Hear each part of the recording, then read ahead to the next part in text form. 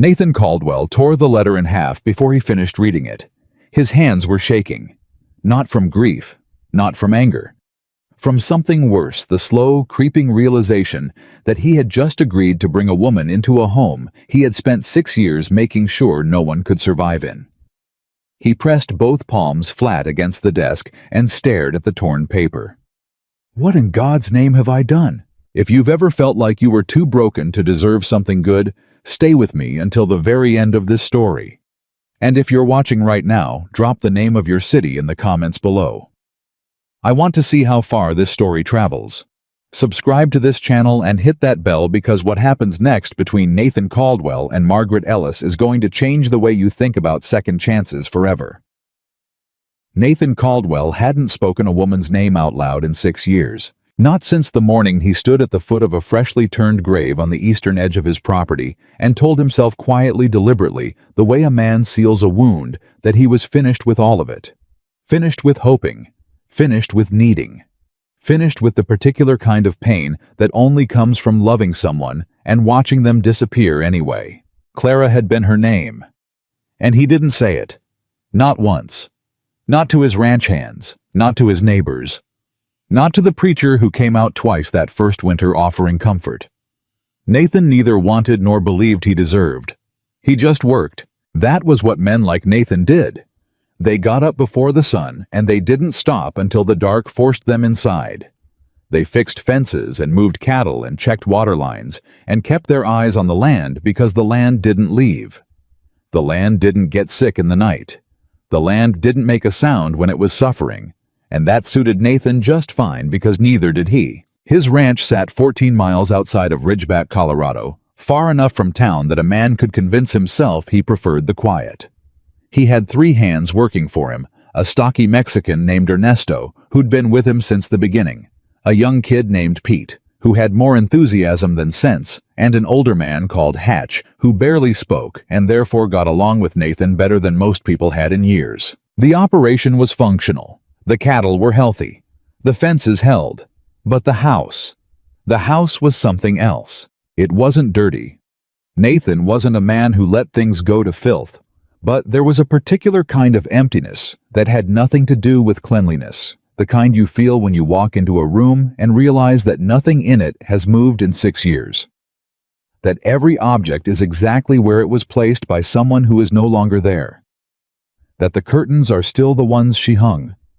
That the coffee tin is still on the left side of the shelf, not the right, because that's where she kept it, and he never once thought to move it. It was the loneliest kind of clean. And Nathan had been living in it so long, he'd stopped noticing. He was 38 years old the spring he finally admitted to himself that something had to change. It wasn't a dramatic realization. It wasn't grief breaking open again, or some sudden clarity that arrived with the sunrise. It was more like exhaustion. The slow grinding kind. He'd come in from 3 days of rough weather on the north pasture, cold to the bone mud on his boots, and he'd stood in the doorway of that silent kitchen and looked at the cold stove and the empty table and the single tin cup sitting alone on the shelf, and he thought, I cannot do this for another 20 years. Not because he was unhappy exactly. Nathan wasn't a man who thought much about happiness. It was more that he was tired of doing absolutely everything alone. The cooking, the record-keeping, the mending, the endless small details of keeping a household functioning while also keeping 700 acres of Colorado ranch land from falling apart. He needed help. Practical, functional, dependable help. He was careful to frame it exactly that way in his own mind. Help, not company. Not warmth. Not anything that came anywhere close to what he and Clara had shared before the sickness took her. He wasn't looking for any of that. He was quite certain in the way a man is certain when he has spent years building a wall and reinforcing it against every storm, that he was not capable of any of that anymore. He wrote to a marriage agency in Kansas City. His letter was 3 sentences long. I am a rancher in Colorado Territory. I require a capable wife who can manage a household and assist with basic record keeping. I am not a man of sentiment. Practical arrangements are preferred. He almost didn't send it. He stood at the edge of town with the sealed envelope in his hand for a full 10 minutes, while Hatch waited on the wagon without asking a single question, which was one of the many reasons Nathan valued the man's company. Then he walked into the post office, handed it over, and didn't think about it again for 3 weeks. When the agency's reply came, he read it standing at the kitchen table, and then set it face down beside the coffee tin and went back outside to work. They had a woman. Her name was Margaret Ellis. She was 30 years old. She was from a town called Harlow, Missouri. She was the daughter of a merchant, educated, capable with numbers and household management. Widowed once briefly before her husband passed from fever. No children. They included a photograph. Nathan didn't look at it until evening. He picked it up, held it toward the lantern light, and studied it for exactly 30 seconds. Margaret Ellis was not a small woman. That was the first thing a person noticed, not because she was anything less than what she was, but because the photograph didn't hide it, and Nathan suspected she hadn't asked it to. She sat straight-backed in the image, with her hands folded in her lap and her chin level, and her eyes looking directly at the camera with an expression that was harder to read than he expected. She wasn't smiling. She wasn't performing sweetness or softness, or any of the things he figured a woman answering a marriage advertisement might feel pressured to perform. She just looked present, steady, like a woman who had made her peace with being seen and was waiting to find out what you were going to do about it. Nathan put the photograph down. "All right," he said to no one. He wrote back to the agency the next morning. He confirmed the arrangement. He sent a train ticket and instructions for the stagecoach connection from Ridgeback. He wrote one additional line at the bottom of the letter that he rewrote 4 times before settling on the wording. "Miss Ellis should understand that I am offering a home and a legal arrangement. I am not in a position to offer more than that." He folded it, sealed it, sent it before he could think about it longer than necessary. What he did not expect, what he had genuinely failed to account for in all of his careful, practical, unsentimental planning, was that Margaret Ellis had read that final line and she had written back. Her reply arrived 10 days later. Nathan read it standing in the kitchen. Then he sat down. Then he read it again. She had written, "Mr. Caldwell, I have received your letter and I appreciate your honesty. I have no interest in pretending we are something we are not. I am also not coming west under any illusions about romance or affection. I need a home. You need help. I understand practical arrangements. I will be there on the 15th. One thing only, I cook. Whatever else I do or do not do on your ranch, I cook. That is non-negotiable." Nathan stared at that last part for a long time. Then, for the first time in approximately 3 years, the left corner of his mouth did something that almost resembled a smile. He put her letter in the desk drawer. He did not look at it again, but he didn't throw it away either. The morning of the 15th arrived hot and bright the way Colorado summer mornings can be, when the mountains haven't decided yet whether they're going to send clouds. Nathan drove the wagon into Ridgeback alone. He'd told Ernesto he didn't need company. Ernesto had looked at him with the particular expression of a man who knows better than to say what he's thinking and let him go. The stagecoach was 17 minutes late. Nathan stood beside the wagon with his hat in his hands and told himself this was no different from any other errand. He was picking up a woman who was going to help him run the ranch. That was all this was. When the coach finally rolled in trailing dust and noise, and the particular chaos of passengers unloading after a long journey, Nathan watched the door and waited. 3 men got off first, then a woman with a child, and then Margaret Ellis stepped down onto the dirt of Ridgeback, Colorado, and Nathan stopped thinking clearly for a moment. It wasn't that she was what he expected. She was what the photograph showed, a tall, full-figured woman with dark brown hair pinned back under a practical hat, wearing a simple blue dress that had clearly been on a coach for many hours and bore the evidence honestly. She carried one worn leather suitcase. She looked around with a steady, assessing gaze that moved across the street and the buildings and the people with the calm focus of a woman cataloging information rather than seeking approval. Then her eyes found him. Nathan had thought about what he'd say. He'd spent 14 miles of wagon road deciding on something appropriate. Professional. Sensible. The kind of greeting that would set the right tone for the practical arrangement they'd agreed upon. What he said was, "Miss Ellis." "Mr. Caldwell?" She walked directly to him without hesitation, no fluttering, no nervousness, no performance of anything. She extended her hand and he shook it. Her grip was firm. "The road from Denver is rough this time of year." "It is," he said. "Is the ranch far?" 14 miles. "Then we should go." That was it. Nathan took her suitcase. She let him without protest or excessive gratitude, just a simple nod, and he put it in the wagon, and they climbed up and turned back toward the ranch, and the whole thing had taken less than 4 minutes. They drove in silence for a while. Nathan kept his eyes on the road. Margaret kept her eyes on everything else: the land, the way the grass moved, the shape of the mountains to the west, the quality of the fence lines when they passed them. She didn't fill the silence with words. He noticed that. He noticed it the way a man notices something unexpected and files it away because he's not sure yet what it means. After about 20 minutes, she said, "Your north fences need work." Nathan looked at her. "You can tell that from the road. The posts lean." She kept her eyes on the land. 3 of them in that last quarter mile. If the cattle test them before winter, you'll have a problem." Nathan looked back at the road. "They've been on my list," he said. "Good." Another stretch of quiet. Then she said, "You were married before." It wasn't a question. He didn't know how she knew. Maybe the agency had told her, maybe something in his letters, but her voice was even when she said it, matter of fact, no pity packed into the words. Just a statement placed there between them, the way you'd set down a tool you planned to pick up again later. "Yes," he said. "I was too," she said. Briefly. "It was a long time ago." He waited to see if she'd say more. She didn't. "I should tell you," Nathan said after a moment, and he kept his voice flat and his eyes on the road, because that was how he said true things, that I meant what I wrote. I'm not. He stopped, started again. "I'm not capable of the same kind of, Mr. Caldwell."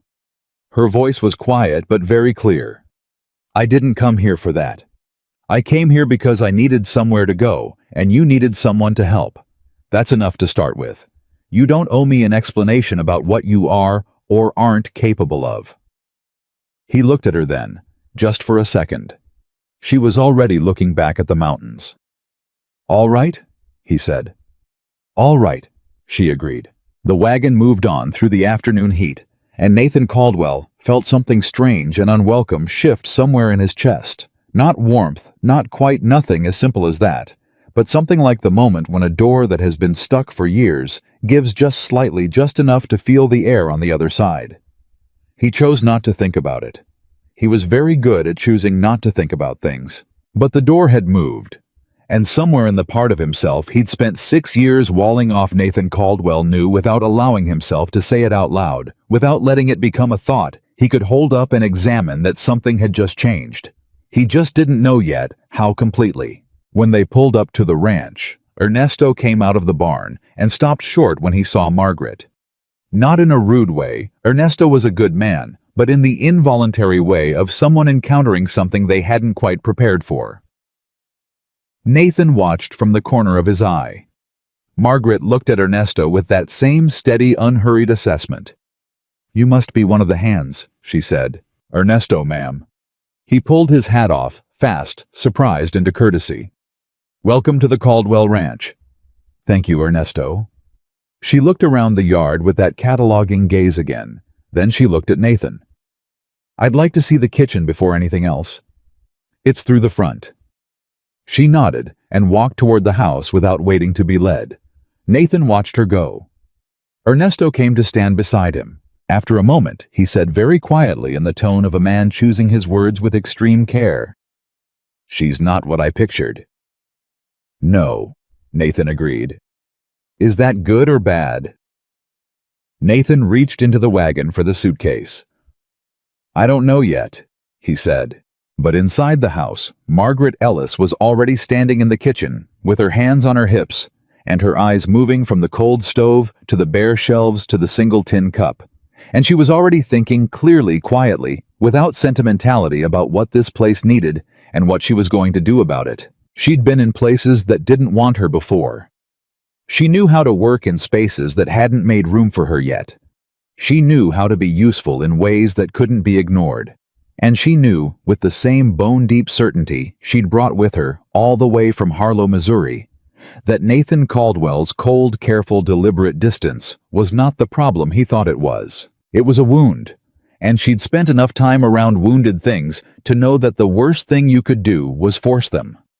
You just had to be steady, and she was very, very good at steady. What she was not prepared for, what no amount of practical thinking had accounted for, was the degree to which that steadiness would be tested. Because Nathan Caldwell's ranch had secrets, the kind that didn't stay buried. And somewhere in the mountains to the west, a man was already watching that land, with calculating eyes and plans he hadn't yet put into motion. Margaret Ellis had come to Colorado looking for a home. She was about to discover that she'd walked into a war. Pete was the first one to say anything to her face that had real bite to it. He was 19, maybe 20, with the particular brand of confidence that young men develop when they've never been made to account for it. He came into the kitchen the second morning while Margaret was at the stove and stopped in the doorway and looked at her the way boys look at things they've already decided aren't worth respecting. "You're the mail-order wife," he said. Margaret didn't turn around. "You're the young one, Pete. How'd you know that?" "Because Ernesto's got manners, and the older one doesn't talk enough to say something like that." There was a beat of silence. "No offense meant," Pete said, though his voice suggested otherwise. "Yes, you did."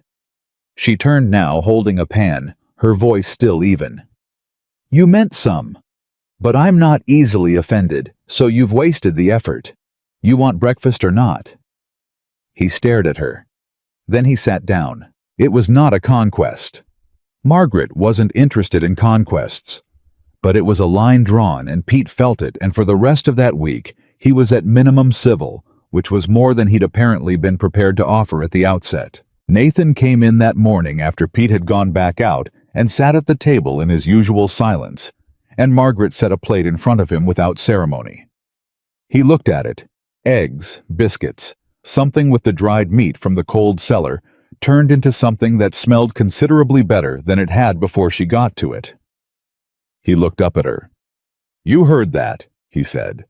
"I hear everything," she said, sitting down across from him with her own plate. "It's fine." "It's not fine. He shouldn't have been Nathan." She said his name directly and without softness, but without hardness either.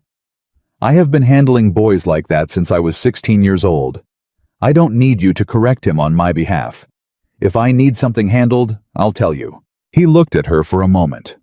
Something moved in his expression that she couldn't quite read yet. There would be weeks of learning to read him. She already knew layers and defenses and carefully maintained blanks where his feelings were supposed to go. "All right," he said. "Good." She picked up her fork. "Your biscuits were stale, by the way. I found a sack of flour behind the other sack. It had weevils. Lord.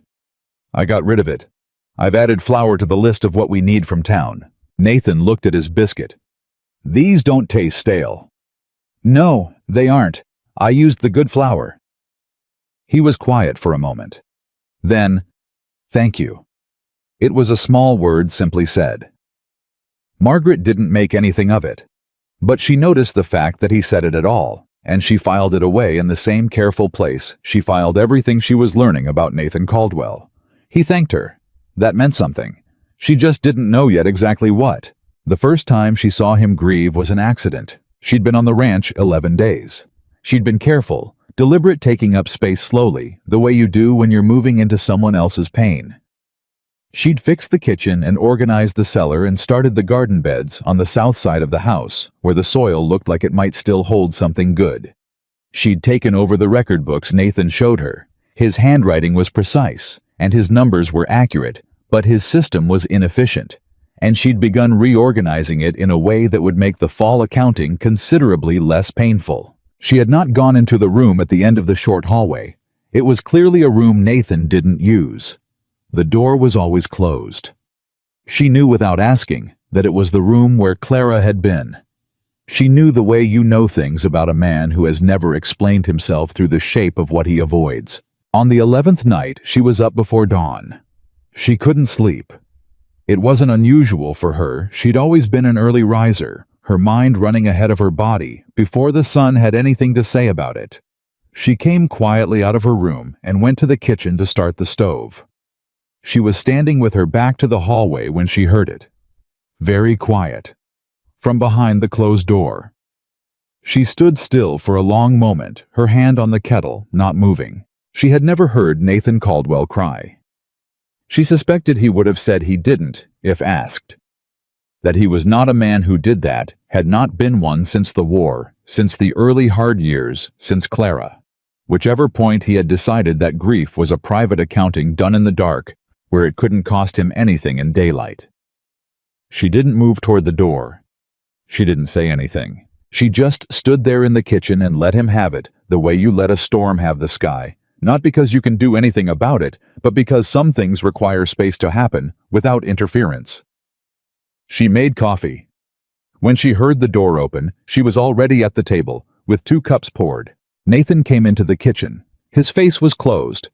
He'd put everything back in its place. His eyes were dry.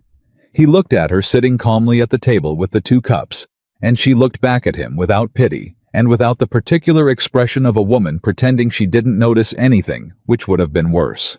He sat down. He picked up the cup. He said nothing. She said nothing. After a long moment he said, "She would have liked the garden." Margaret considered that. "What did she plant?" she asked. "Marigolds." A pause. She liked the way they smelled. "I'll plant marigolds on the south side," Margaret said. "There's room between the beans." Nathan looked at his coffee cup. "You don't have to do that," he said. "I know," she said. "I want to." He didn't say anything else for a while. Neither did she. They sat in the early morning dark and drank their coffee in a silence that had changed quietly and without ceremony into something that was no longer empty. It was the first morning she felt like she might actually belong here. She didn't let herself feel it too fully. She had learned a long time ago not to do that, not to let the belonging in all the way before you knew whether it was going to hold. She'd made that mistake before, in Harlow, before she came west. She'd let herself believe a place was hers and then found out very clearly and very publicly that it was not. But this was something. The marigolds were hers, the coffee was hers, the morning was hers. And for now, that was enough. Nathan went outside when the sun came up the way he always did, and Margaret went back to the record books the way she always did, and the ranch moved forward the way it always had. Except that something was different, something small and irreversible, and neither of them said a word about it. It was in the 3rd week that she found the letter. She hadn't been snooping. That wasn't in her character, and it wasn't in her interest. She'd been going through the desk in the main room because Nathan had given her access to all the financial records, and the deed paperwork was something she needed to locate for the record reorganization she was doing. The envelope was not hidden exactly. It was at the back of the bottom drawer under a land survey map, and she would not have seen it if the map hadn't slid when she pulled the drawer too fast. It was small, cream-colored. The ink on the front was faded. Her name wasn't on it. There was no name on it. But she recognized the handwriting on the back flap because she'd seen Nathan's writing in the record books every day for 3 weeks, and this handwriting was different. Softer. A woman's hand. Margaret looked at it for a long moment. She put it back under the map. She found the deed she needed. She closed the drawer. But she thought about it all day while she worked through the ledgers, and she thought about it in the evening while she was putting supper together, and she was still thinking about it when Nathan came in at dusk and sat down at the table, looking like a man who had run himself through his full capacity and still found more work waiting on the other side. She put a plate in front of him. She sat down across from him, and she said, not looking up from her own food, "There's a letter in the bottom drawer of the desk, under the survey map. I found it by accident when I was looking for the deed. I didn't read it." Nathan went very still. Then he put his fork down. He looked at her. She met his eyes. "It's been in there 6 years," he said. "I know," she said. "I put it back." He was quiet. Outside, the sound of the evening wind through the grass. "It's from Clara," he said finally. "She wrote it when she knew she was sick, before the end. She gave it to the pastor to give to me." He stopped. "I've never been able to read it." Margaret held his gaze. "You don't have to," she said. "Maybe you never do. That's your business." "But you think I should." "I think," she said carefully, "that you're still living in that letter, whether you read it or not. I think you've been waiting 6 years for something to stop hurting without knowing that the hurting won't stop until you decide to let whatever's in it be finished." His jaw tightened. She saw it. "You've only known me 3 weeks," he said. His voice was quiet, but there was an edge there. "I know," she said. "I'm sorry. It's not my place." She looked back at her food. The silence stretched. Then Nathan said slowly and quietly, "She would have known what to say about you." Margaret looked up. "Clara," he said. "She always knew what to say about people.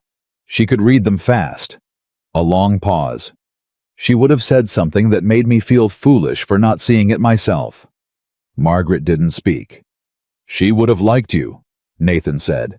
The words were plain direct with no ornamentation. "I think she would have been glad." Margaret had been composed every single day since she arrived.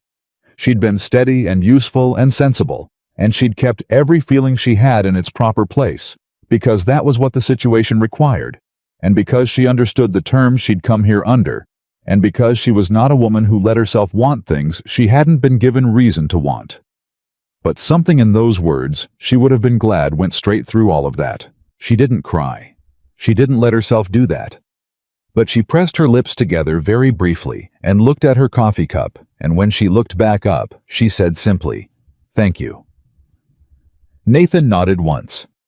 They finished supper in silence. But it was the third kind of silence she'd cataloged in 3 weeks on this ranch, and this one was different from the others. This one wasn't empty. It wasn't guarded. It was the silence of two people who had both, without meaning to, without planning for it, without allowing themselves to name it for what it was, let the other one in, just a little, just a crack, just enough. The marigold seeds arrived from town at the end of the 3rd week, and Margaret planted them on a cool morning, while the mountains to the west still had mist at their peaks. She was on her knees in the south bed when she heard Nathan come up behind her and stop. She didn't turn around. She kept pressing seeds into the soil one by one, spacing them the way she knew they liked to grow. After a moment, he crouched down beside her, not touching, just near. "You're spacing them wrong," he said. She looked at him sideways. "Clara spaced them closer. They grew better. Is that right?" 6 inches, he said, not 8. Margaret looked at the row she'd been making and considered telling him that 8 inches was the agronomically correct spacing for marigolds in mountain climate zones. She had read this. She was sure of it. Instead, she moved to the next seed and pressed it 6 inches from the last. "Like that," she said. Nathan looked at the spacing. "Like that," he said. He stayed there for a few minutes, crouched beside her in the dirt, and he didn't help with the planting, and she didn't ask him to, and eventually he stood and went back to whatever he'd been doing. But he'd come over. He'd stayed, and he'd told her how Clara had planted them. Margaret pressed the next seed into the ground at exactly 6 inches and felt that small, careful warmth she'd been keeping carefully banked begin despite every effort to glow just slightly brighter. She was in trouble. She knew it. She'd come here with clear eyes and reasonable expectations, and the very sensible, very self-protective understanding that Nathan Caldwell had told her plainly what he could and couldn't offer. And she had agreed to those terms, and she had meant to keep those terms. And she was now sitting in the dirt of his garden, planting his dead wife's flowers, at the spacing his dead wife had preferred, and she was in absolutely no danger of keeping those terms. But there was something else stirring in the territory around this ranch. Something that had nothing to do with marigolds or old letters, or the slow thaw of a man who had spent 6 years making sure no one could reach him. 3 days earlier, a rider had come up the main road and stopped at the edge of the property. Nathan had been in the north pasture. Margaret had been at the house. The man had not come to the door. He'd sat on his horse at the edge of the road for a long time, looking at the land, looking at the house. Then he'd turned around and gone back the way he came. Ernesto had seen him. He'd come to Margaret in the kitchen that evening, hat in hand, with a look on his face she'd never seen from him before. "That man," he said carefully, "his name is Whitmore. He's been buying up land east of here, 3 ranches in the last year." "Buying," Margaret said. Ernesto looked at his hat. "Some of them didn't want to sell, but they did." "They did," he said quietly. Margaret had looked out the kitchen window at the road where the man had sat on his horse. "Does Nathan know? I'll tell him tonight." "Tell him now," she said. Ernesto went.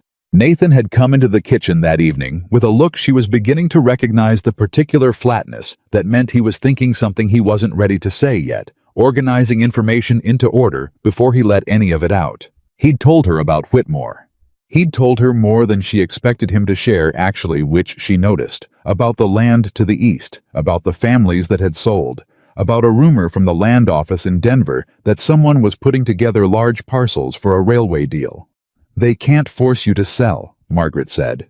"No," Nathan agreed, "but they can make it hard to hold on." He looked at her. "You've seen this before. My father was a merchant. I've seen what happens when someone powerful decides they want something a smaller man has. They don't come at you straight." She paused. "Do you have all your papers in order?"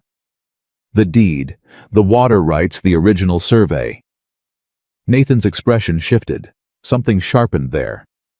"The water rights document is at the land office in Denver.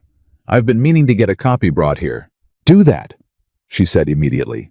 "This week if you can. And I want to go through everything in the desk, all of it, and make sure we know exactly what we have and exactly what we can prove." Nathan looked at her for a long moment.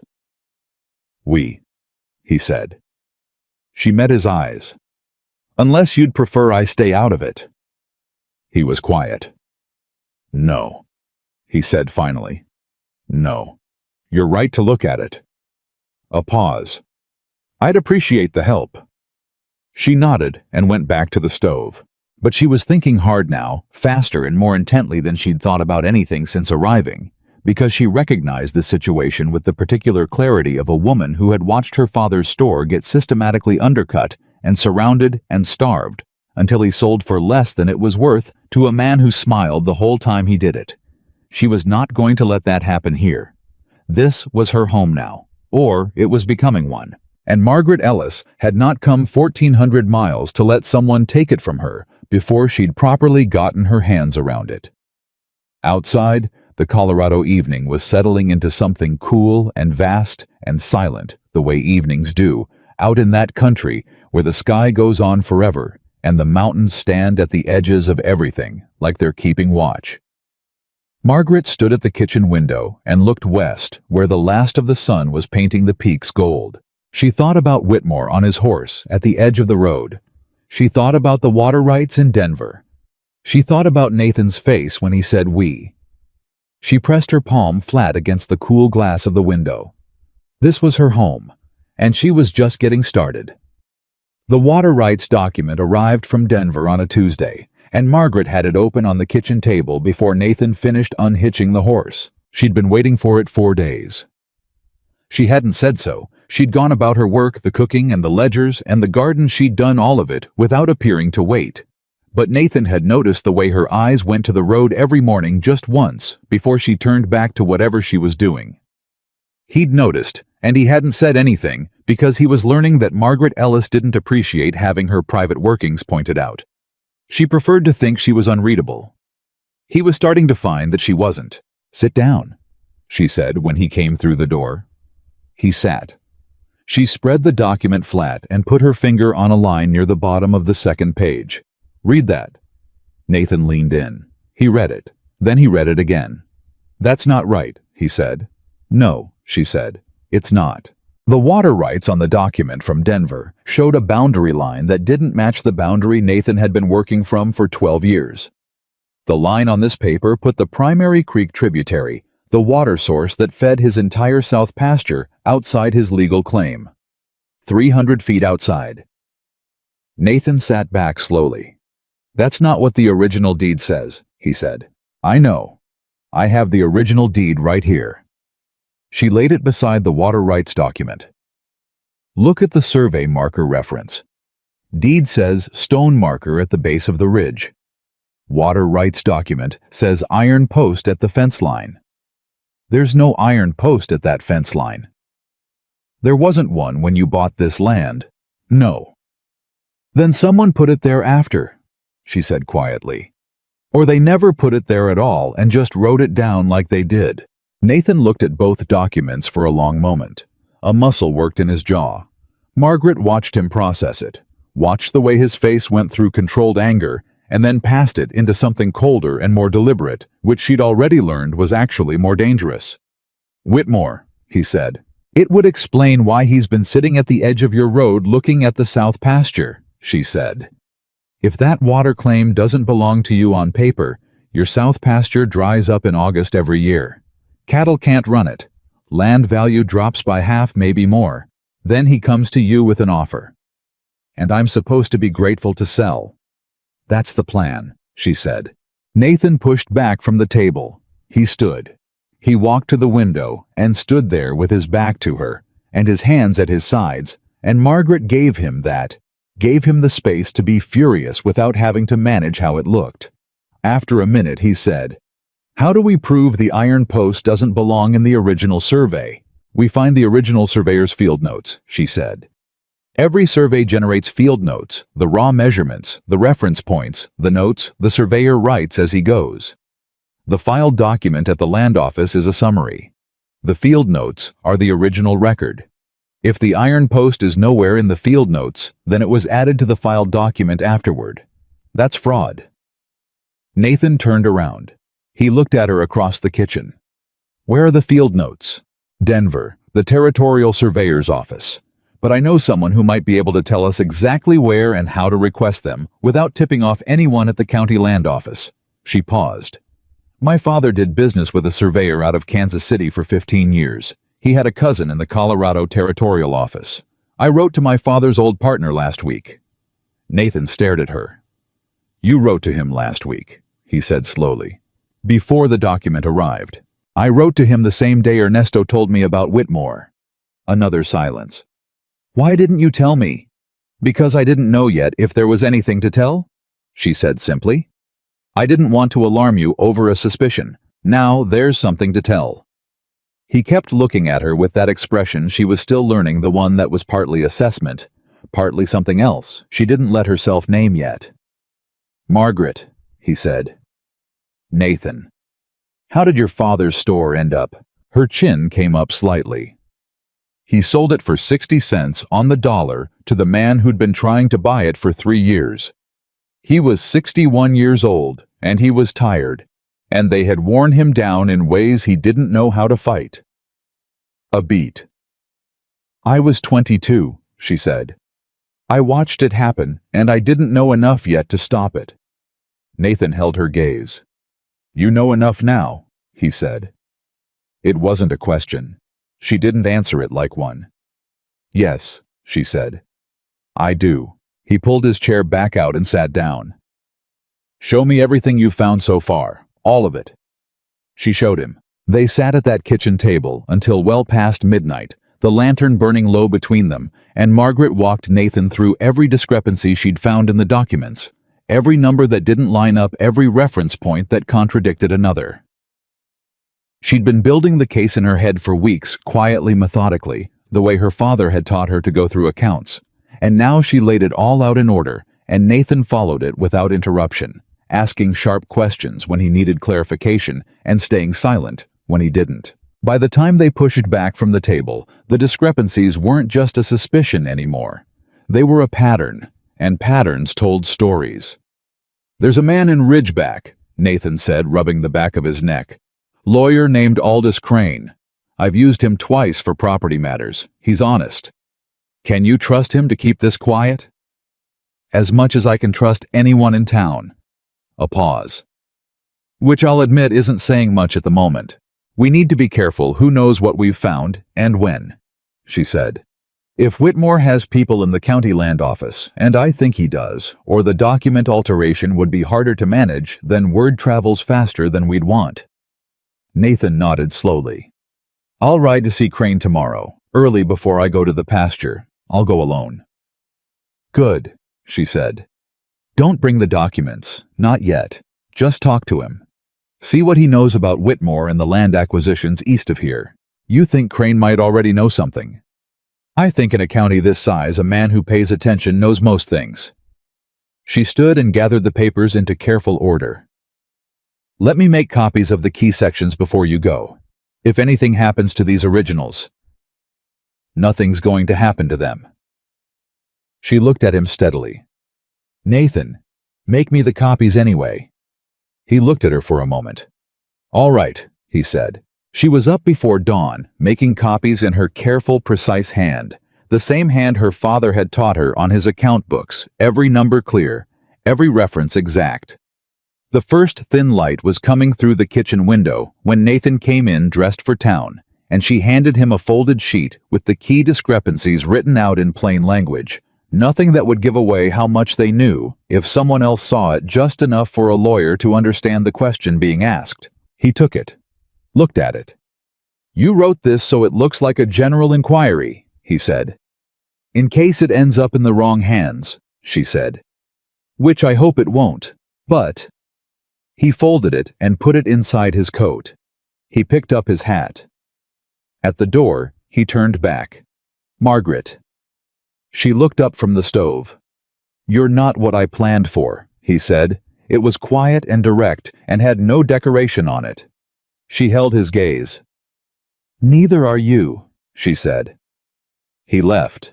She stood at the kitchen window and watched him ride out toward Ridgeback in the early morning gray, and she let herself feel for exactly 30 seconds everything she'd been keeping carefully filed away since the night they sat at this table, and he told her Clara would have liked her. Then she put it back where it belonged and went to start the breakfast for the hands. Nathan came back from Ridgeback in the late afternoon with mud on his boots and a look on his face that told her the conversation with Aldous Crane had not been as straightforward as he'd hoped. He came in, poured himself coffee, sat down. Margaret sat across from him and waited. Crane knows Whitmore, he said. Not personally, but he's seen his name on 3 property transactions in the county in the past 14 months. 2 of them went through without contest. One had a dispute family named Orville. They owned a cattle operation out on the flats. They argued the sale was coerced. Case went to the circuit judge. What happened? Orville lost, Nathan said. Crane said the judge threw out their evidence on a procedural issue. They couldn't get a second hearing. He paused. The judge who ruled is a man named Harlan Foster. Crane was careful about how he said the next part. But he said it. He said Foster has ruled in favor of Whitmore-adjacent interests on 4 separate occasions in the last 2 years. He said a man would be foolish to bring a case about disputed land claims before Foster without iron proof, and without significant public attention on the matter. Margaret was quiet for a moment. He's saying the judge is in Whitmore's pocket. He's saying a man would need to be very careful. That's the same thing said politely. She turned her coffee cup in her hands. Did he look at the note you brought? He did. Nathan set his cup down. He said if what I was describing was accurate, it was a serious matter. He also said proving document alteration in a territorial land office was extremely difficult without the original field notes, and that requesting those field notes would likely not go unnoticed by people who would prefer they not be examined. We need the field notes. I know. We need them before Whitmore knows we're looking. I know that too. His voice was flat. Crane said he could request them through a contact in Denver on a matter unrelated to the specific claim, but it would take time. Weeks, maybe more. We don't have weeks, Margaret said. Nathan looked at her sharply. What do you know that I don't? She got up and went to the shelf where she kept the stack of papers she'd been building. She pulled out a folded letter. "This came yesterday with the post while you were working the north pasture. It's from my father's old business partner, the surveyor's cousin I wrote to." She set it open on the table. Nathan read it. She watched his jaw go tight.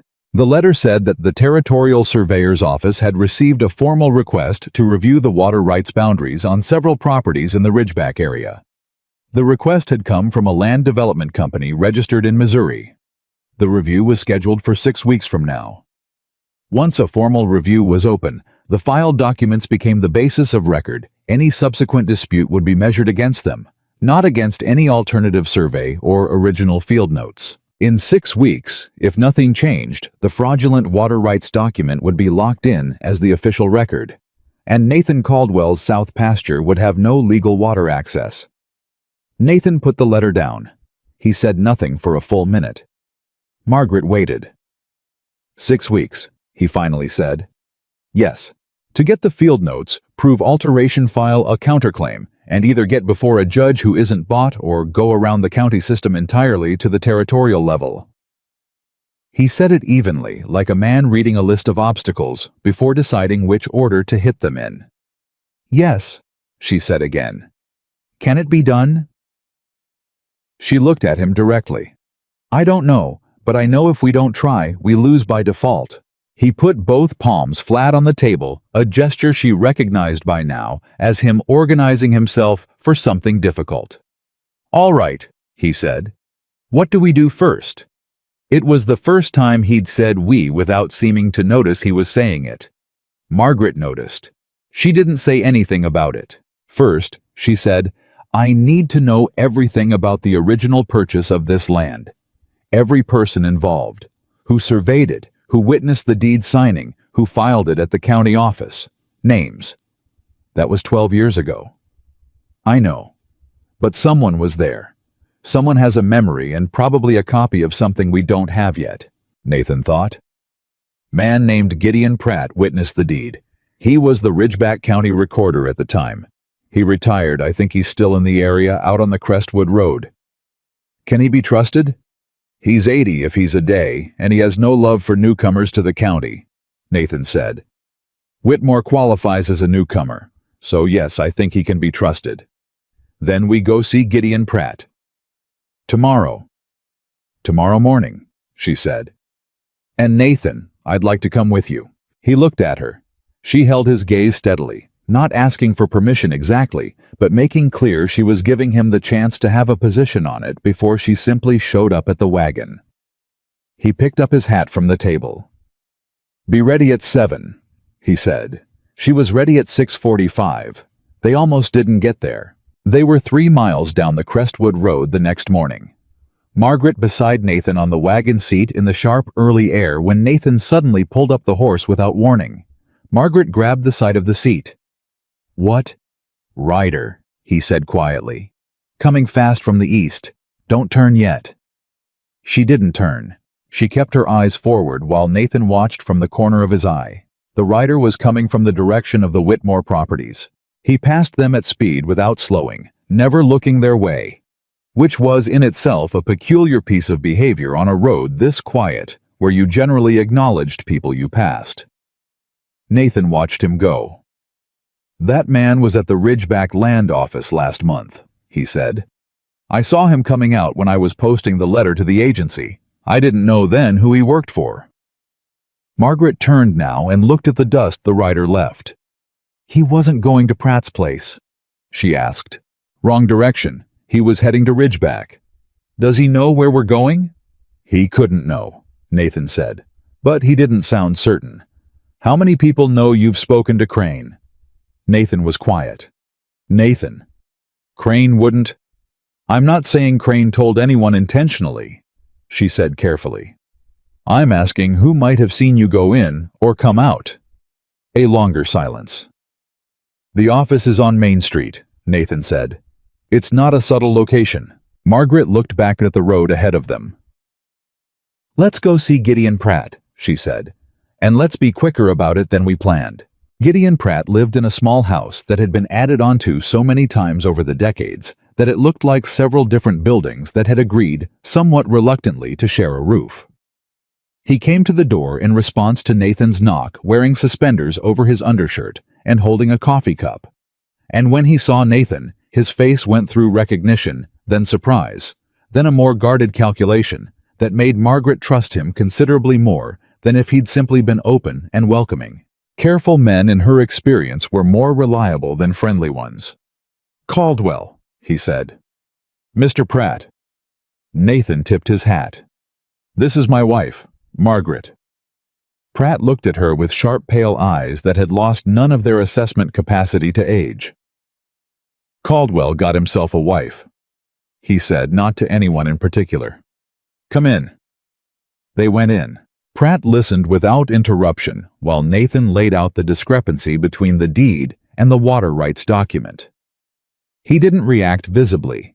He just listened, and when Nathan finished, he turned his pale eyes to Margaret.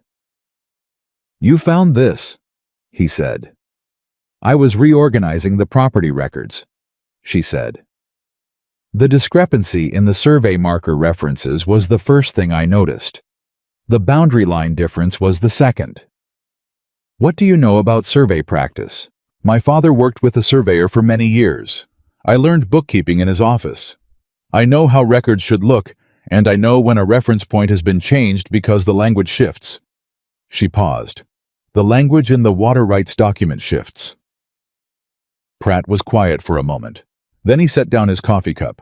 "I witnessed Nathan's deed signing," he said, 12 years ago. I also filed the original water rights registration. I wrote the description myself." He looked at Nathan. "The iron post reference is not in anything I wrote. I have never in 40 years of county record work used iron post references for rural water rights in this territory. Stone markers and natural features. That's the standard." Nathan leaned forward. "Can you testify to that?" Pratt looked at him steadily. "Before Judge Foster." The name landed in the room the way a stone lands in still water. Nathan's jaw tightened. "If it came to that." "It won't come to that," Pratt said flatly.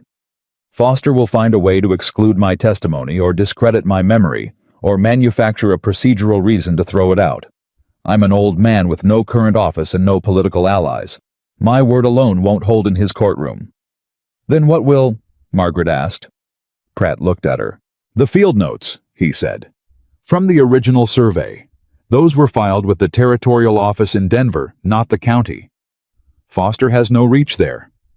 If the field notes show no iron post reference, and they won't, because I remember what we recorded, and it wasn't that then you have a document from an authority outside Foster's jurisdiction that directly contradicts the altered record." "We know about the field notes," Margaret said. "We're trying to get them before Whitmore's review locks the filed document into the record. We have 6 weeks.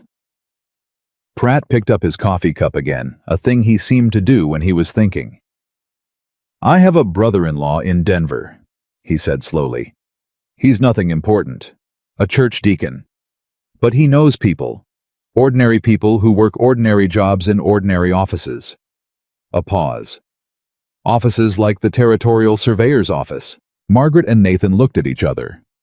"If I were to write to him this afternoon," Pratt continued, "and if he were to make a quiet inquiry on behalf of an old friend looking to verify some historical property records without triggering a formal request through county channels," he stopped. "Let them finish the sentence themselves. The field notes could be located and copied without appearing in any official request log," Margaret said. "My brother-in-law is a very thorough man," Pratt said. "He does not leave things half done." Nathan was quiet for a moment. "Mr. Pratt," he said, "I have to ask you plainly, is there any risk to you in this?" Pratt looked at him with those pale, sharp eyes. "Nathan Caldwell," he said, "I have watched 3 families lose their land in this county in the past year to a man who bought a judge and altered public records. I filed those original documents with my own hands, and I will not sit in this house and drink coffee while my work is used as a weapon against the people I filed it to protect." He stood up. "I'm going to write to my brother-in-law now. You two go home, and do not speak of this conversation in Ridgeback or anywhere near Ridgeback until I tell you I have something." They went home. Nathan drove.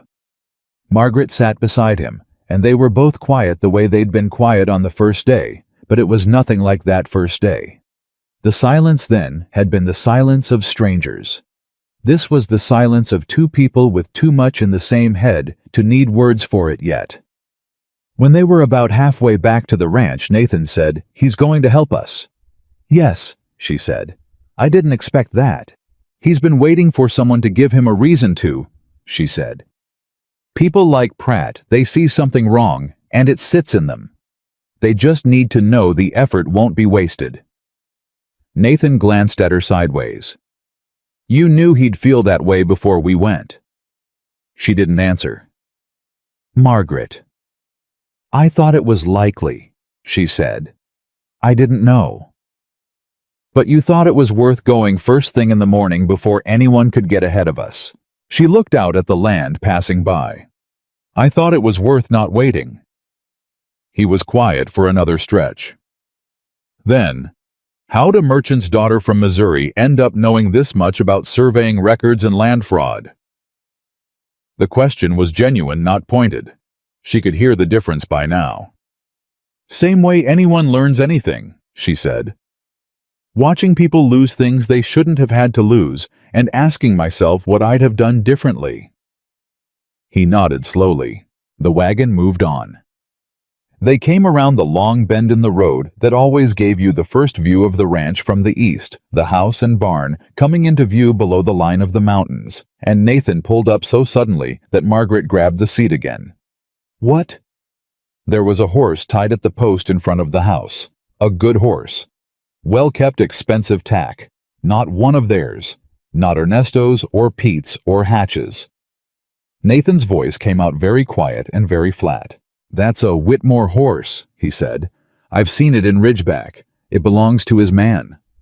Margaret's whole body went still. "He sent someone to the house," she said, "while we were gone." They looked at each other. "The rider we passed this morning," she said. "He wasn't going to Ridgeback." "He was circling back," Nathan said. "He was telling someone we'd left." They sat there for a moment, the ranch below them, the strange horse at the post, the sun starting to burn through the morning cloud. Then Margaret said, "Drive down." "Margaret." "Drive down, Nathan." Her voice was completely level. "If we sit up here on this hill, we've told him we're afraid. We drive down, we go to our house, we find out who is at our door, and we deal with it." A beat. Nathan made a sound that was not quite agreement and not quite anything else. He slapped the reins. They drove down. The man waiting on the porch was younger than she'd expected. Mid-30s, dressed well with the groomed look of someone who worked for money and wanted you to know the money was good. He had a leather satchel and a posture that said he'd practiced projecting confidence in the same way some men practice a fast draw. He saw them coming and didn't move from the porch. That told her something. He wasn't there to threaten. He was there to make an offer, which was in some ways worse. Nathan pulled up and stepped down from the wagon without hurrying. Margaret stepped down on her own side before Nathan could come around to help her, because she wanted to be on her feet and facing this man at the same moment. Nathan was not half a second behind. The man on the porch looked at Nathan. Then he looked at Margaret. His eyes moved over her in that particular way she had spent 30 years learning to read, the quick, assessing, ultimately dismissive survey of a man who had decided before he finished looking that she was not someone he needed to account for. He looked back at Nathan. "Mr. Caldwell," he said pleasantly. "My name is Everett Cole. I work for Harrison Whitmore's development interests. I wonder if I might have a few minutes of your time." Nathan looked at him for a long moment. "You're on my porch," he said. Cole smiled slightly. "Waiting only. No one answered the door, so I waited." "You're still on my porch." A small pause. Cole adjusted the satchel in his hand. "Of course. May I come in?" "No," Nathan said. "Say what you came to say." Another small pause, longer this time, recalibrating. "Mr. Whitmore is interested in acquiring land in this area," Cole said. He's prepared to make a generous offer for the Caldwell Ranch. I have the figures here. He patted the satchel. I think you'll find... We're not selling, Nathan said. Cole's smile stayed in place. Of course it's not a decision to make quickly. I'd encourage you to at least look at the offer before... My husband said we're not selling. Margaret said it quietly from beside Nathan, her eyes on Cole's face. The answer is no. Today and any other day you come back. Cole looked at her, and there it was again, that look. The longer version of it this time, with something behind it that was closer to contempt than dismissal, the look of a man who found her presence here not just irrelevant, but faintly ridiculous. Mrs. Caldwell, he said with a particular careful pleasantness that was somehow worse than rudeness. This is a significant business matter. I'm sure Mr. Caldwell will want to consider all the... Mr. Cole? Her voice didn't rise. It didn't sharpen. It simply became something that you couldn't talk over. I manage this ranch's accounts. I handle its property records. I am the person on this property who knows exactly what we own, and exactly what it's worth, and exactly why the offer in your satchel will be considerably lower than what this land is actually valued at. If you have something to say about this ranch's business, you can say it to both of us, or you can get back on your horse. Cole looked at her. Then he looked at Nathan. Nathan was watching Cole with the flat, cold expression of a man waiting to see which way something breaks. Cole recalibrated again. His smile was thinner now. I'll leave the offer with you, he said, reaching into the satchel. Mr. Whitmore's timeline is 4 weeks. After that, the terms change. Leave it on the rail, Nathan said. He didn't move toward it. Cole placed the sealed envelope on the porch railing. He looked at them both one more time, at Nathan, with professional assessment at Margaret, with something that hadn't made up its mind yet, what it wanted to be. Then he tipped his hat. Good day, he said. He got on his horse and rode back toward the east, and Nathan and Margaret stood in the yard and watched him go, and neither of them touched the envelope on the railing. When the dust settled back into the road, Nathan picked up the envelope. He didn't open it. He turned it over once in his hands. 4 weeks, he said. They moved it up, she said. The review must have been moved up too.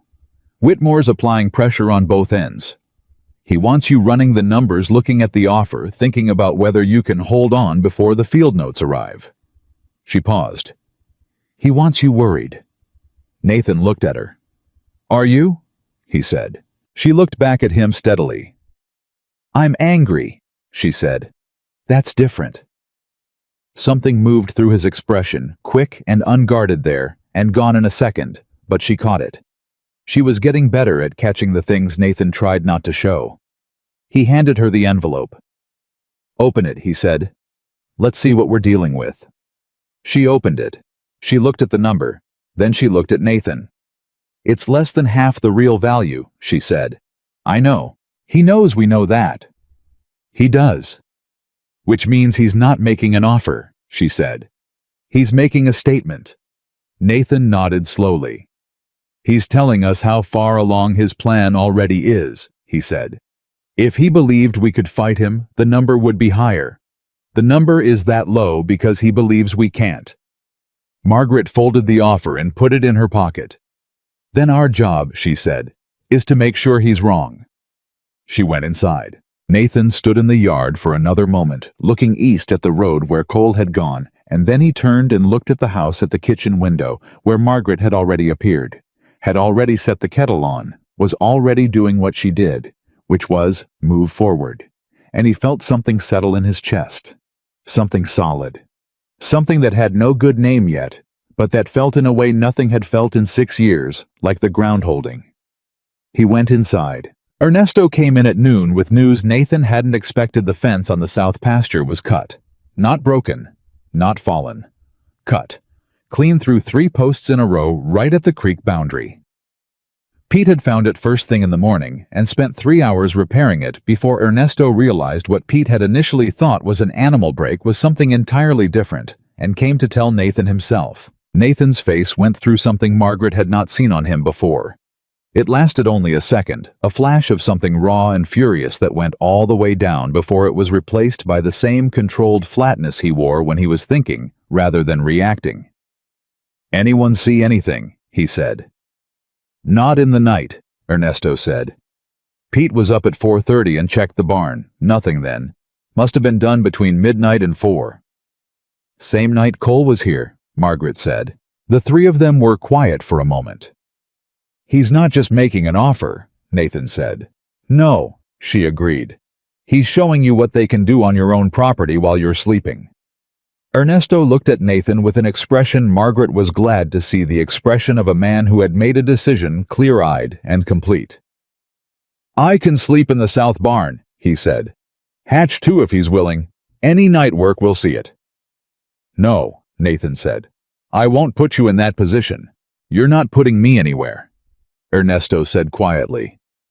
"This is my place too. I've worked this land 11 years. Nathan looked at him. Margaret watched Nathan look at him.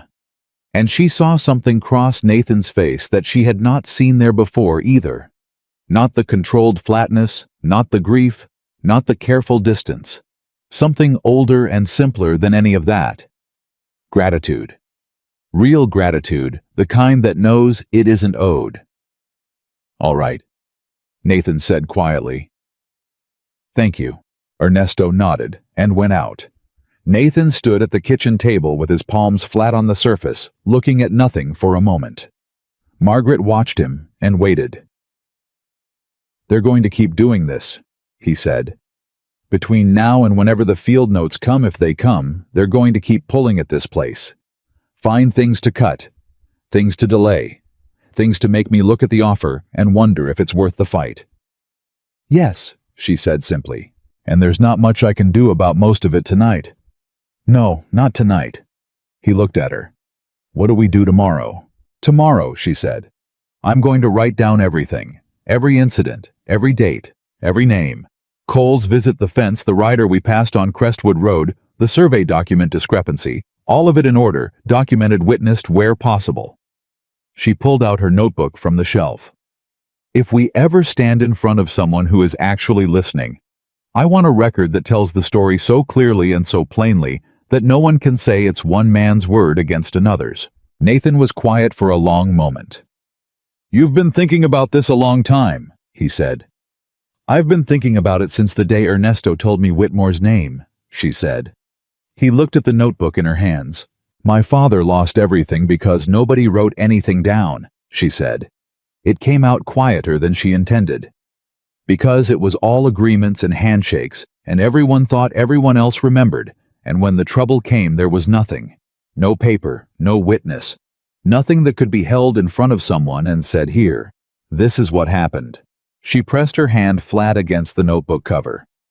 "I'm not going to let that happen here." Nathan Caldwell looked at Margaret Ellis for a long moment in the late afternoon light of that kitchen. And then he said quietly, without preamble, without any visible plan for saying it, "I'm glad you came." She held his gaze.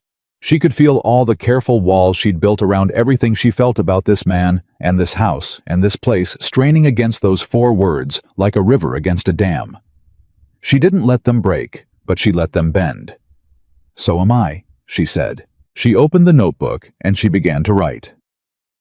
The letter from Gideon Pratt's brother-in-law arrived on a Thursday morning, 17 days after they'd driven out to Crestwood Road. Margaret was at the kitchen table when Nathan came in from the barn, holding its still-sealed mud on his boots, and something careful in his expression that she'd learned by now meant he was trying to read a situation before committing to a feeling about it. He set it on the table in front of her. She looked at the handwriting on the front. Then she looked up at him. "Sit down," she said. He sat. She opened it. She read it once through without speaking. Then she laid it flat on the table and pushed it toward Nathan and watched his face as he read it. He read it slowly. She knew the moment he reached the 3rd paragraph because his jaw went tight and something shifted behind his eyes. Not surprise exactly. More like a man who had hoped he was wrong about something and just found out he was right. He put the letter down. "They found the field notes," she said. "They found them," he agreed. And the iron post reference is not in them, not on any page. The original survey recorded a stone marker at the base of the ridge, same as the deed. The water rights boundary in the field notes matches what you've been working from for 12 years. She pressed her finger to the second page of the letter. Pratt's brother-in-law had a colleague copy the relevant pages. They're being sent separately by separate post on different days, in case one gets intercepted. Nathan stared at her. He thought of that himself, he said. Gideon Pratt apparently has a very thorough family, she said. Nathan leaned back in his chair. He breathed out slowly through his nose the way he did when something large was moving through him, and he was managing the pace of it. We have the proof, he said. We have the copies. The originals are still in Denver. But we can prove the alteration.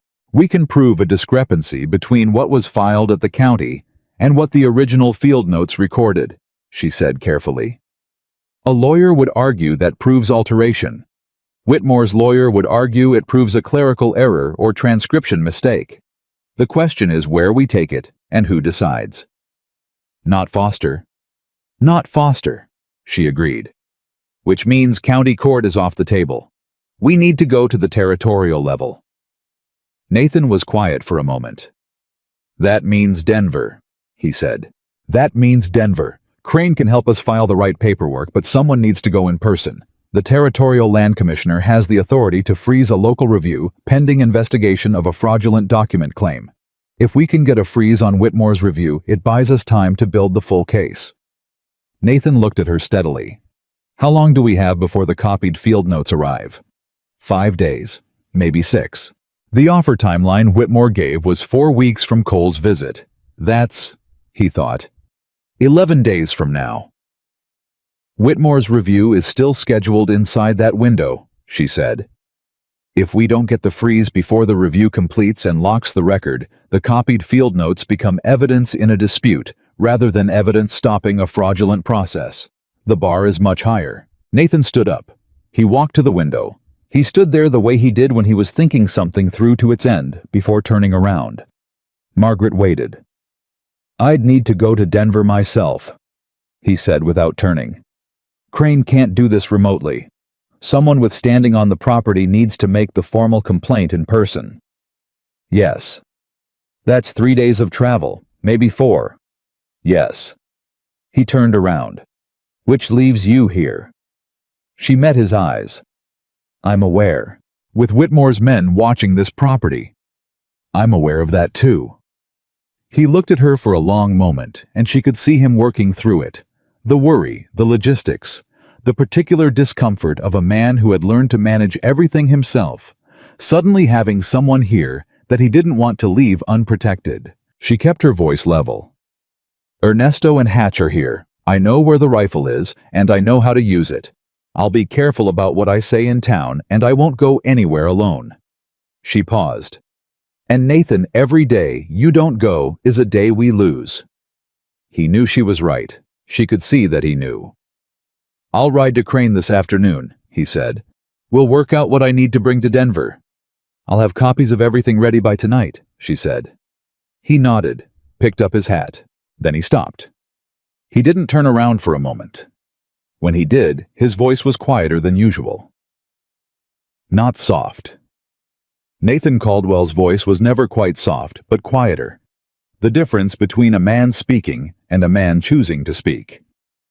If something goes wrong while I'm gone, he said, if Whitmore sends Cole or anyone else to this house, I'll handle it. I know you will. A pause.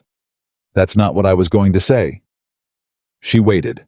If something goes wrong, he said, I need you to go to Pratt, not to town, to Pratt. He'll know what to do, and he won't be pressured. She looked at him. All right. Promise me. It was the first time he'd ever asked her to promise him anything. I promise, she said. He nodded once, put his hat on, walked out. Margaret sat at the kitchen table for a moment after the door closed. She pressed both palms flat on the surface and breathed. Then she pulled the notebook toward her and went back to work. Nathan left for Denver before dawn, 2 mornings later, with a saddlebag full of documents, and Aldous Crane's written instructions, and a look on his face when he said goodbye that Margaret chose not to examine too closely. He said, "Ride to Pratt." She said she would. He held her gaze for one moment longer than necessary. Then he turned his horse east, and was gone before the first real light came over the mountains. The ranch felt different without him. Not smaller, it was still 14 miles of Colorado land, and it kept all its demands. But quieter in a particular way that had nothing to do with noise. Margaret noticed it the first morning, and then refused to keep noticing it, which was about as effective as it always is. She threw herself into work with the focus of a woman who understands that motion is its own defense against thought. She finished the fall accounting ahead of schedule. She reorganized the supply records. She dried and preserved the last of the garden harvest with the kind of methodical intensity that Ernesto, who brought the baskets in without being asked, watched with a quiet respect he'd never voiced, but that she felt anyway. On the second day, Pete came to her. She was in the kitchen when she heard him at the door, that particular tentative knock that wasn't quite tentative enough to be polite, the knock of a young man who hadn't decided yet whether he wanted to be there or not. "Come in, Pete," she said without turning from the stove. He came in, stood just inside the door. "I got something to tell you," he said. She turned around then.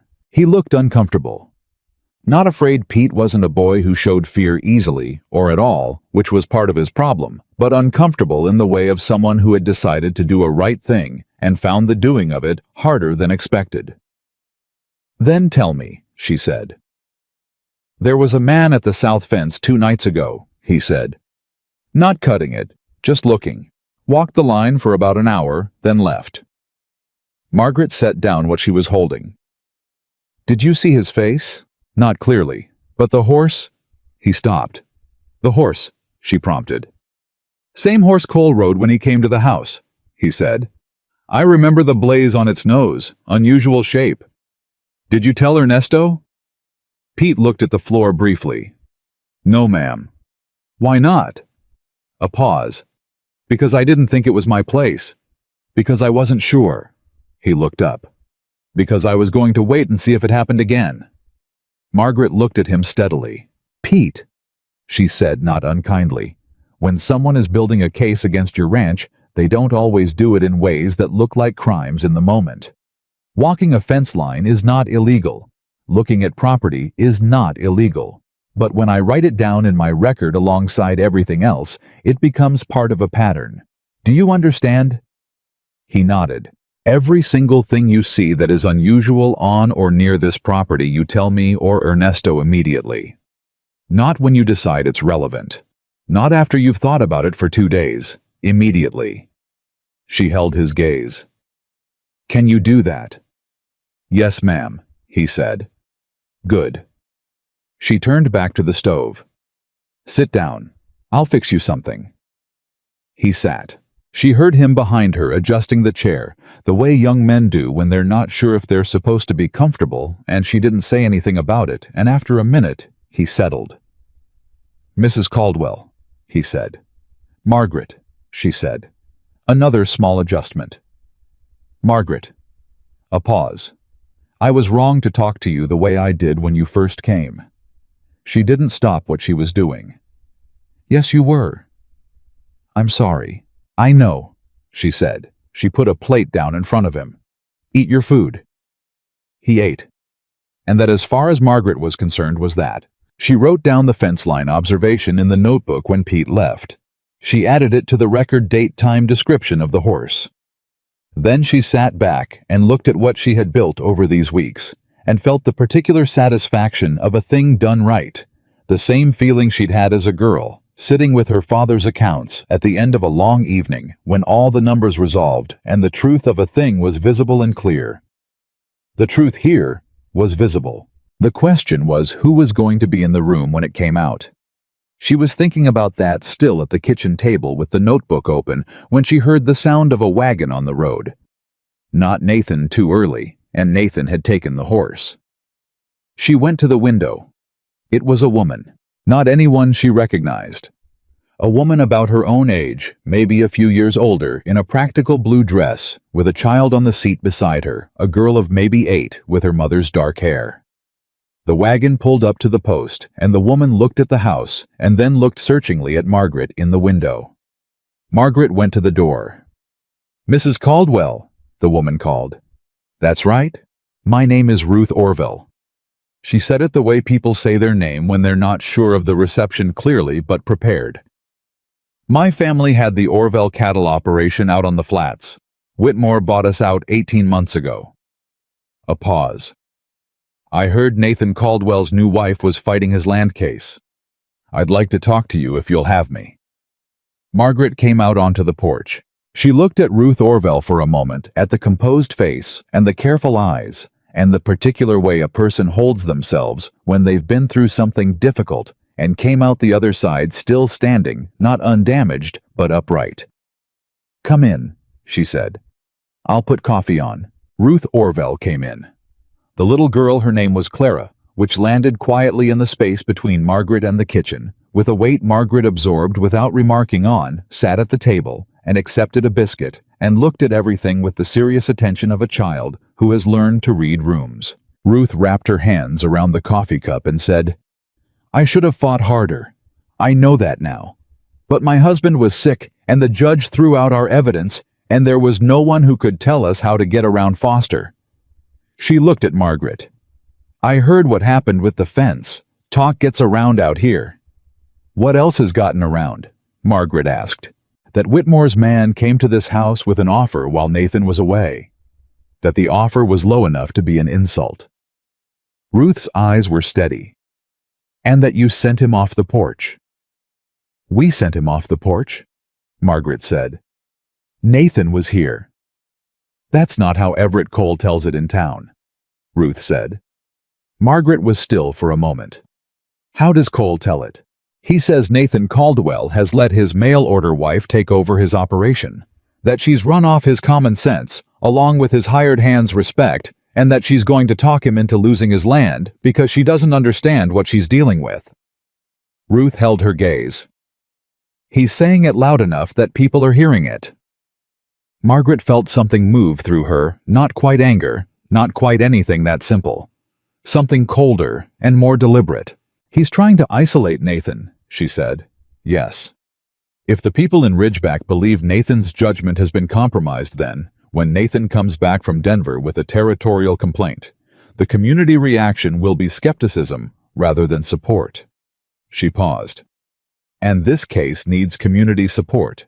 A corrupt judge can ignore one man's complaint. He can't ignore a county full of people who watched a land fraud happen in front of them." Ruth nodded. She'd thought this through too. Margaret could see that. "That's why I came," Ruth said quietly. "Because the Orvilles weren't the only family. There are 2 others I know of who believe they were pushed out unfairly. The Hennessy farm, north of the creek, and old Gus Marlowe, who had the grazing rights on the eastern ridge. They sold because they felt they had no choice, same as us." She paused. "If Nathan's case goes forward, if it actually gets a real hearing, their situations get looked at too." Margaret looked at her. "Would they testify?" she said. "I would," Ruth said. "And I think the others would if someone asked them the right way. If they thought the effort would actually go somewhere instead of ending up in front of Harlan Foster." "It won't be Foster," Margaret said. "Nathan's filing at the territorial level." Something crossed Ruth Orville's face. "Can he do that? Go around the county?" "If the fraud involved tampering with territorial records, yes. A federal land commissioner can supersede a county judge's jurisdiction." She paused. "Aldous Crane is helping with the filing." Ruth sat back slightly. "Crane's honest." "I believe so." "He couldn't help us. Orville case never made it past the county." "This one won't go through the county," Margaret said. "That's the difference." Ruth was quiet for a long moment. She looked at little Clara, who had finished her biscuit and was now watching the 2 women with that same serious reading-the-room attention. "What do you need from me?" Ruth said. "Your account," Margaret said. "Written, signed, dated. Everything that happened with your land sale, every meeting, every document, every threat or pressure or unusual circumstance. The same way I've been keeping our record. If we can put your account beside ours and the Hennessy's and Marlowe's, we're not presenting one man's complaint. We're presenting a pattern of conduct. Ruth nodded slowly. I can write it. Write it tonight, Margaret said, while it's fresh in your head from saying it out loud. And Ruth, she held her gaze. Don't tell anyone else you've been here, not until Nathan is back and we know where things stand. Ruth looked at her for a moment with those steady, careful eyes. You're good at this, she said. It wasn't flattery. It was observation. My father was a merchant, Margaret said. I watched him lose everything because nobody built the case properly. I'm building this one properly. Ruth left before noon with Margaret's assurance that she'd be in contact when Nathan returned, and with little Clara's hand tucked in hers, and a straightness in her walk that hadn't been there when she arrived. Margaret stood on the porch watching them go, and thought about what Ruth had said about Cole's campaign in town, about the deliberate erosion of confidence in Nathan's judgment about the way Whitmore worked. Not straight at a man, around him. Through the opinions of other people, through the slow poisoning of the well, until by the time he made his real move, the man's allies had already been persuaded to stand aside. She went back inside. She sat at the kitchen table. She picked up her pen. She wrote Cole's name at the top of a new page, and then she wrote down everything Ruth Orville had told her, and then she began methodically, and with the focus of a woman who has found the work she was built for, to think about how you beat a man who operates in the space between what can be proven and what everyone knows. The fourth night after Nathan left, the cattle got out. It was Hatch who came to wake her, a soft knock at her door at 2 a.m, apologetic and urgent at once. She was dressed and at the door in under a minute. South Pasture Gate, he said. It was open. Maybe 12 head got through, maybe more. Ernesto and Pete are already out. The latch, she said. He looked at her. The latch hatch. Was it broken or was it just open? A pause. Just open. Margaret looked at him. All right, she said. Go help them. I'll wait here. She paused. And Hatch, when you find all the cattle, count them twice. She lit every lamp in the house while she waited. She wasn't afraid exactly. Fear was something that happened when you didn't know what was coming. She knew what was coming. She just didn't know yet exactly what form it was going to take. They brought the cattle back in just over 2 hours. 12 head, all accounted for, no injury.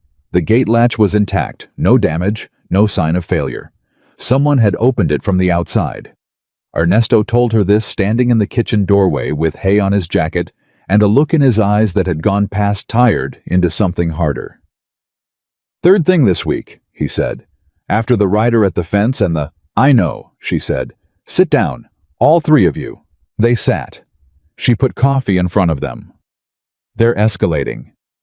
She said not to any one of them in particular. The fence cut was a threat. The rider walking the line was surveillance. Now they're interfering directly with the operation.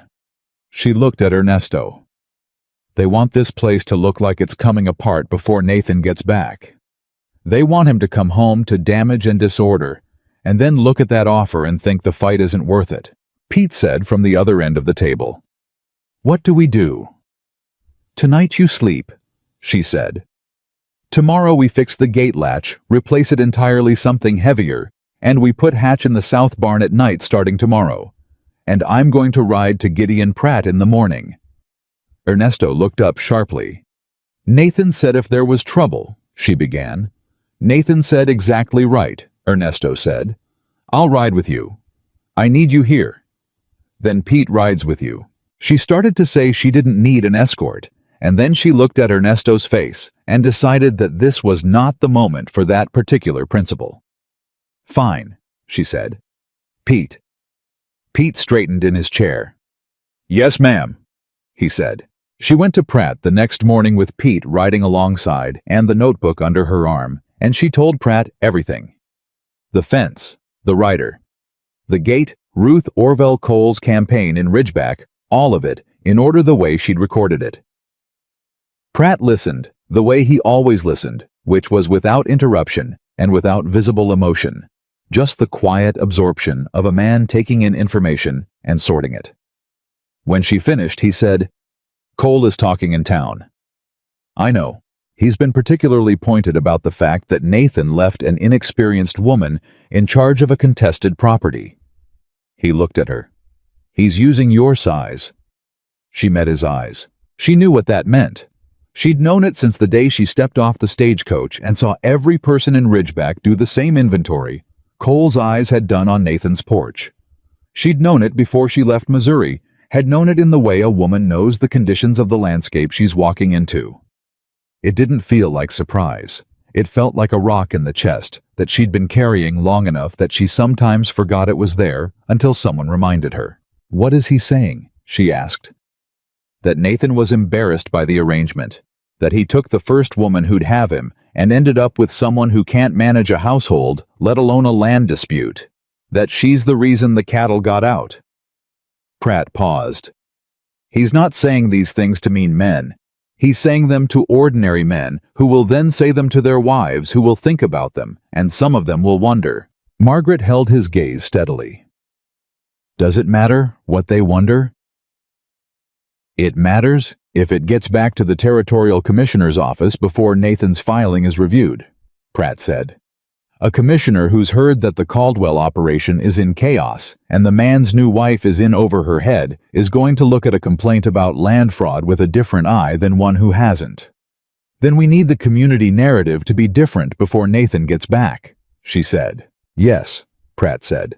We do. She looked at him. Do you go to church, Mr. Pratt? He looked at her with those pale, sharp eyes. I do, he said slowly. And I imagine a man who filed county records for 40 years knows most of the people in this community. I'd say that's accurate. Then I'd like to ask you something. She leaned forward slightly. Not as a favor, as part of the same work you said you wanted to do when we sat in your kitchen and you told me you'd watch 3 families lose their land. She held his gaze. The people who need to hear the truth about what Whitmore has been doing in this county, I need them to hear it from someone they trust before Nathan walks into Ridgeback. Not from me, not yet. From someone with 40 years of standing in this community. Pratt was quiet for a long moment. Then he said, There's a gathering at the Hendersons on Saturday. Families from this side of the county. It's informal, nothing official about it. Will Cole or anyone from Whitmore's operation be there? No. Too far out for them to bother. Will the Hennessy's be there, Marlowe? Pratt looked at her with what she was starting to recognize as the closest thing he had to surprised. You know about the Hennessy's in Marlowe. Ruth Orville came to see me. He made a sound that was almost but not quite a laugh. That woman has a head on her shoulders. She does, Margaret said. So Saturday. I'll be there, he said, and I'll say what needs to be said. She stood to go. Mrs. Caldwell, Pratt said. She looked back. Cole is right about one thing, he said. Her chin came up slightly. You are running this operation, he said. He just thinks that's a problem. The pale eyes held something in them she hadn't seen before. I don't.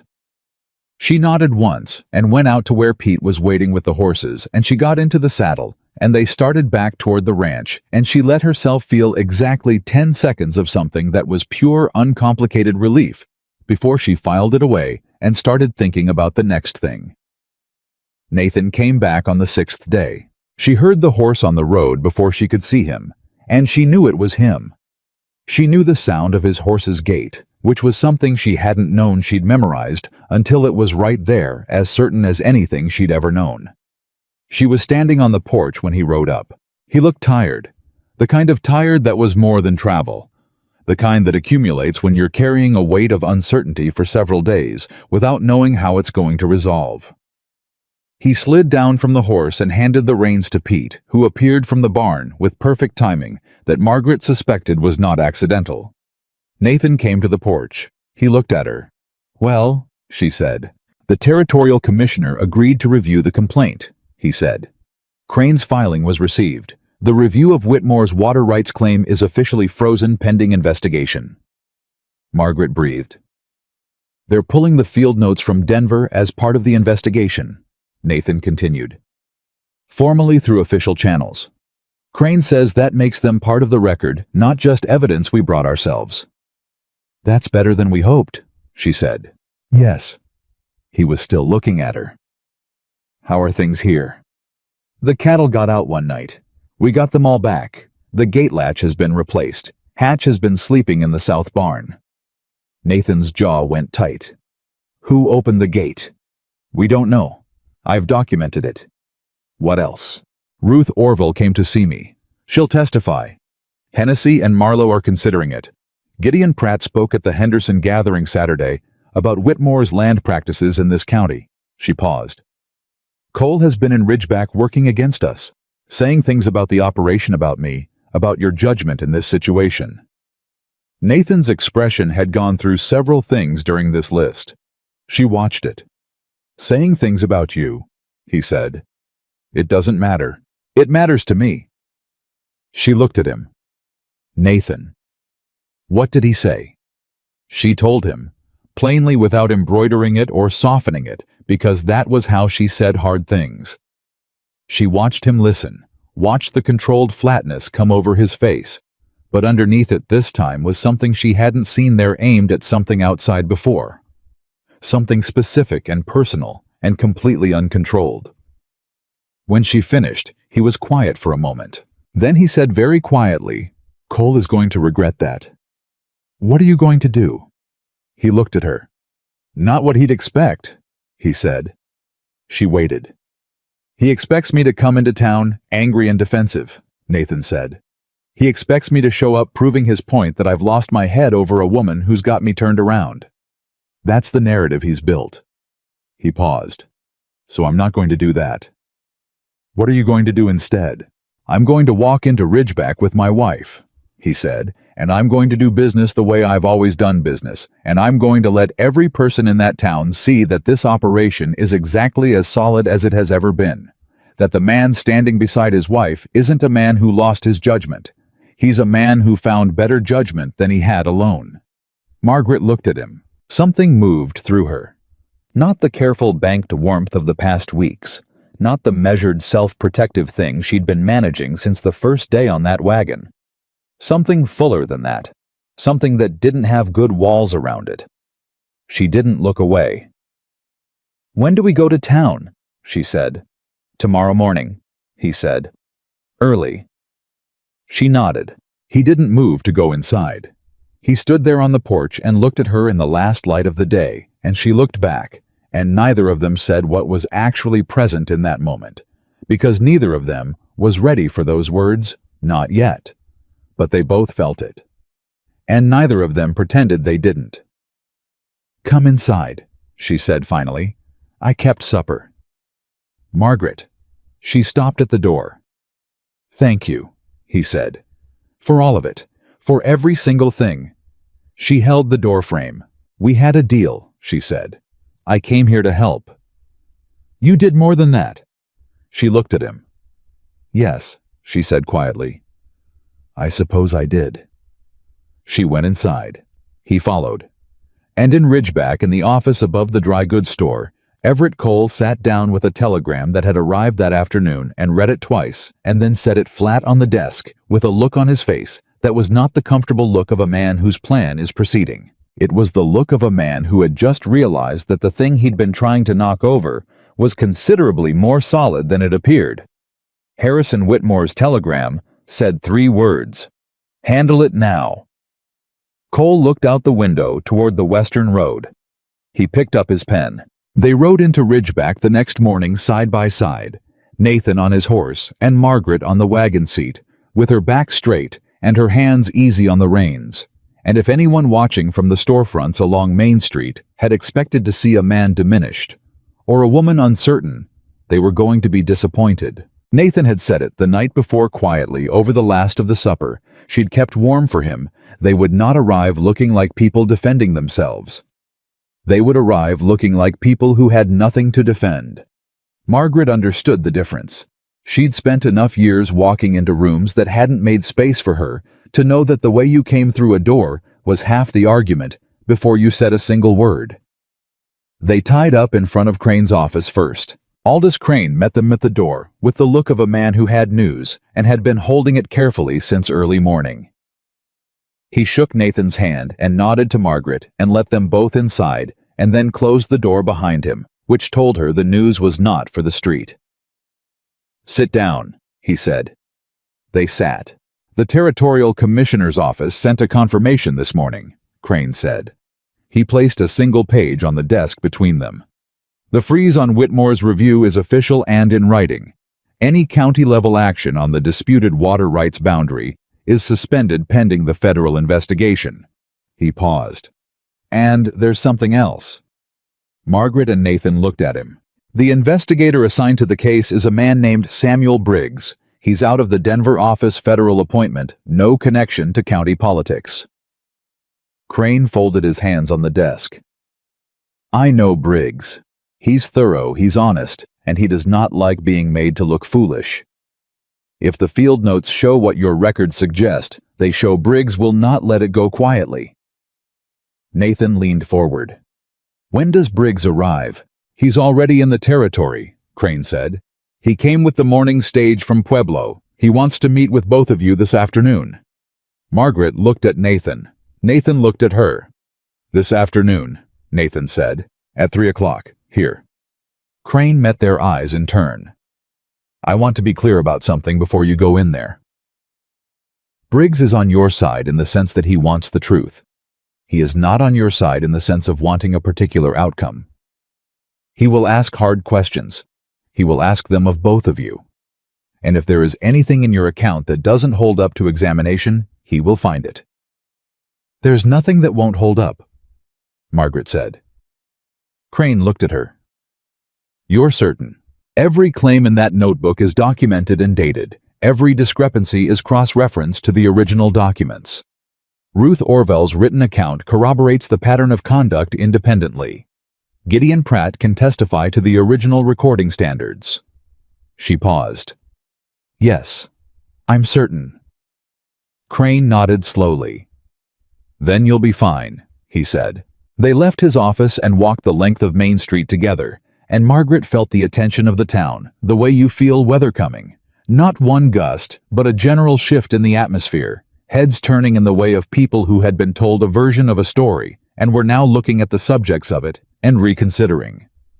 Nathan tipped his hat to a man outside the feed store. The man, after a half-second's hesitation, tipped his back. Margaret kept her pace steady. A woman she didn't know crossed from the other side of the street toward them, which in a town this size at a moment like this was a deliberate act. "Mr. Caldwell," the woman said.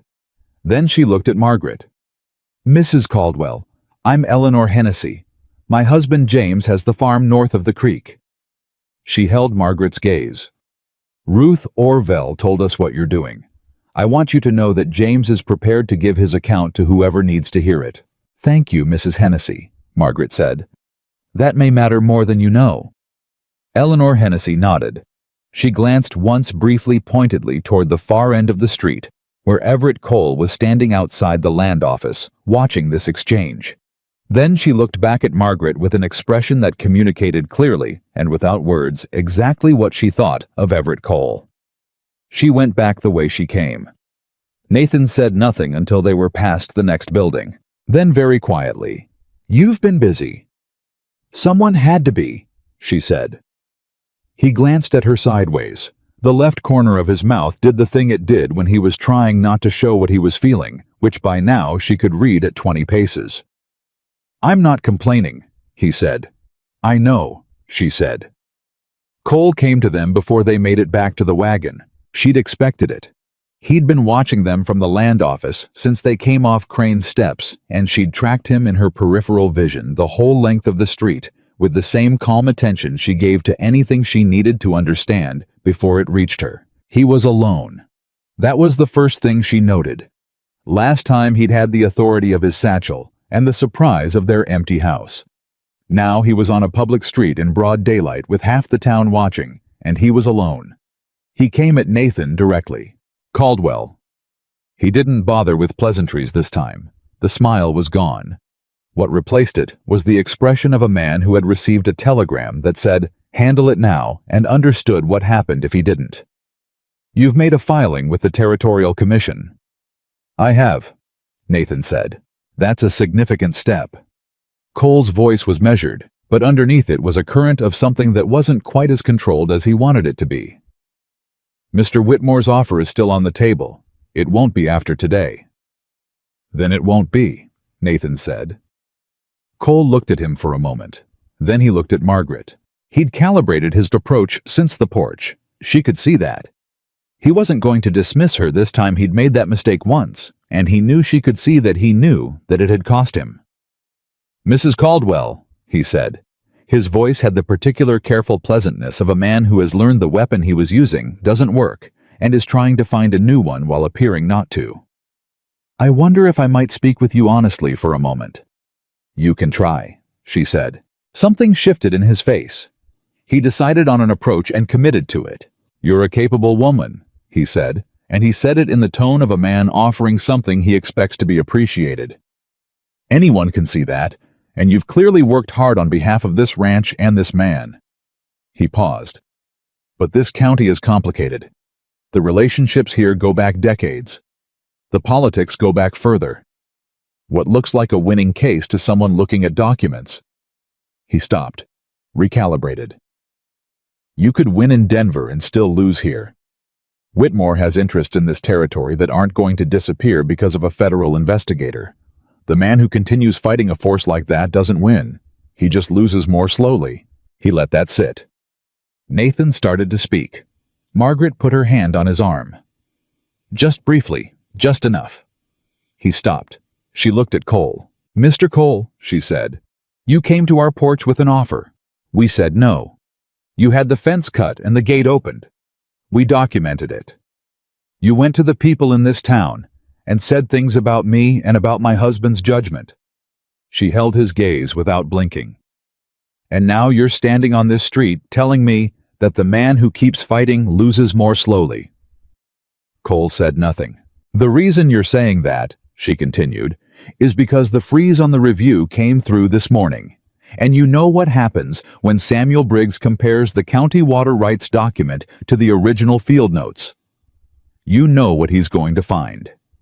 And you know that a federal investigator finding document fraud in a territorial land office is not a thing that gets managed quietly, regardless of who Harrison Whitmore knows in this county."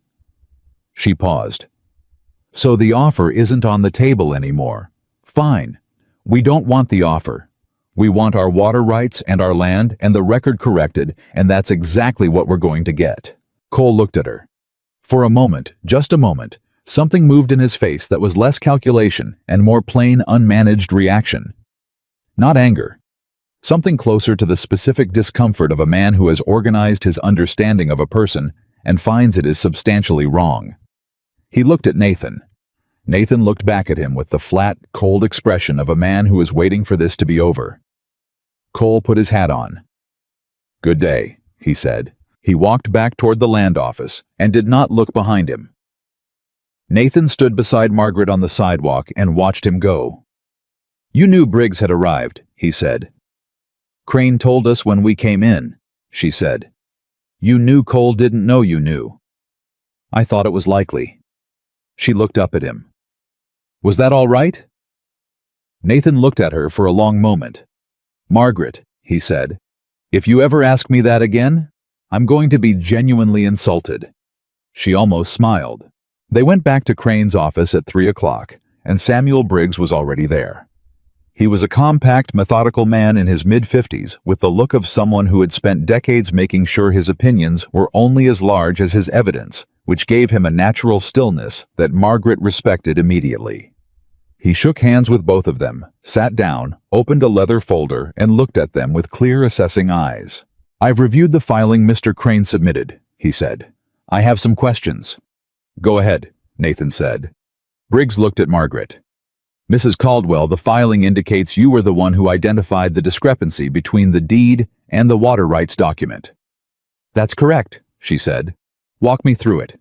Exactly what you found and in what order. She walked him through it. Every step, every reference, every cross-check she'd done in the order she'd done it.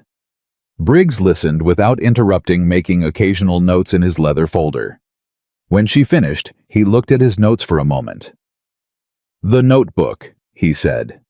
"The ongoing record you've kept of incidents and evidence. Do you have it with you?" She put it on the desk. He opened it. He read through it, not skimming, actually reading, which she appreciated. He turned pages carefully. He stopped at Ruth Orville's account, which Margaret had folded inside the back cover. "Orville," he said. "She came to me voluntarily," Margaret said. "Her family sold their land 18 months ago under what she believes was a fraudulent process. She's prepared to testify. There are others, Hennessy and Marlowe. I spoke to Eleanor Hennessy this morning. Her husband is prepared to give his account." Briggs looked at her over the notebook.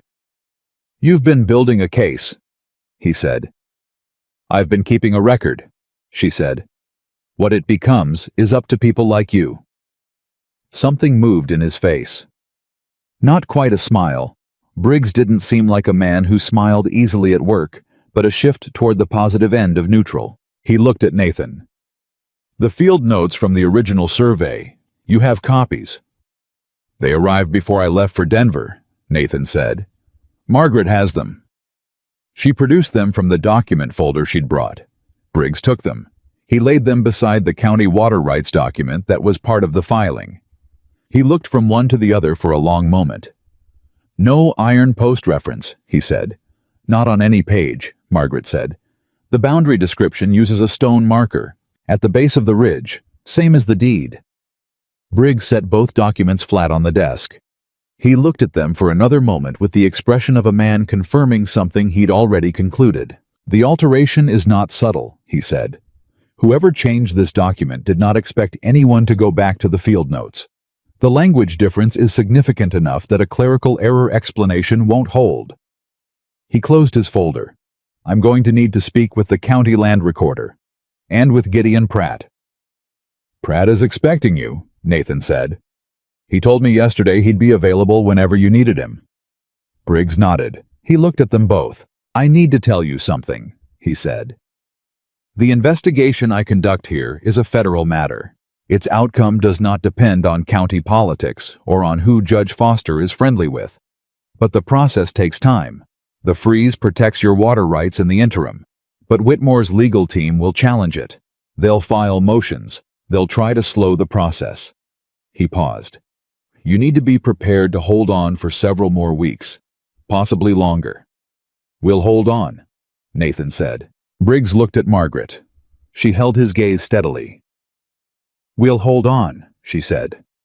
What happened next did not come from the direction they were watching. They were 3 days past the meeting with Briggs Nathan, back at the full work of the ranch, and Margaret back at the accounts and the record and the garden that was coming into a late bloom, with the marigolds running along the south bed in their close-spaced rows, when Ernesto came to the house in the middle of the morning with a look that made her put her pen down before he said a word. "There's a man in town saying Nathan forged the original deed," Ernesto said. Margaret went very still. "Who?" she said. "Man named Dawes. He says he was a witness at the original signing. Says Nathan added parcels to the deed that weren't agreed on." Ernesto's voice was controlled, but underneath it was a shaking that he was managing with visible effort. "He's saying it at the feed store and the post office, and he's willing to say it to Briggs." Margaret stood up. She was thinking faster than she could organize into words, but the shape of it was already clear. This was Whitmore's response to the freeze. You couldn't stop a federal investigation with local politics, but you could muddy it. You could introduce a counter-narrative. You could make the investigator look at two conflicting accounts instead of one clear case.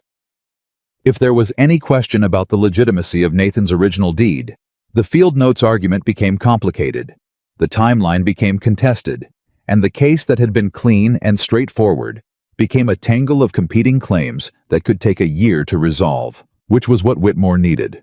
Not a win, just time. Time for the railway deal to move forward, for the land parcels to be assembled through other means, for Nathan to run out of money or patience or both. "Where's Nathan?" she said. "North pasture." "Get him, now." She was already at the desk pulling out the deed. "And Ernesto, does anyone know who Dawes is, where he came from?" "He's not from this county," Ernesto said. "Nobody I've talked to knows him." "Then he didn't witness anything," she said. "He was brought in." She was already turning pages. "Get Nathan." Ernesto went. She sat at the table with the deed, and she read through it with the focused, rapid attention she brought to every document she'd examined over these weeks, looking for what she needed. The witness signatures were at the bottom of the third page. 2 names, Gideon Pratt County Recorder, and below it, a second name. Thomas Aldrich. Not Dawes. Thomas Aldrich. She wrote the name down. She wrote it clearly at the top of a new page in the notebook. Then she looked at it. Nathan came in 15 minutes later with mud on his boots and urgency in his step. "Ernesto told me," he said. "The witness on your original deed," she said immediately. "His name is Thomas Aldrich, not Dawes. Do you know an Aldrich?" Nathan thought fast. "Tom Aldrich. He was a merchant in Ridgeback when I bought the property. He's been gone from here for..." He stopped. 8 years, maybe more. Moved to New Mexico. "Is he alive?" "I don't know." "Then we need to find out," she said. "Because if Tom Aldrich is alive and locatable, he is the actual witness, and Dawes is a fabrication. Briggs can verify signatures. Briggs will verify signatures, he's that kind of man. But the faster we can point him at the real witness, the less time Dawes' story has to do damage." Nathan looked at the deed, then at her. "Crane," he said. "Crane can reach out through legal channels, but Nathan..." She held his gaze. "We also need to go to Briggs today, before Cole or anyone from Whitmore's side gets to him with the Dawes story first." Nathan was already putting his hat on.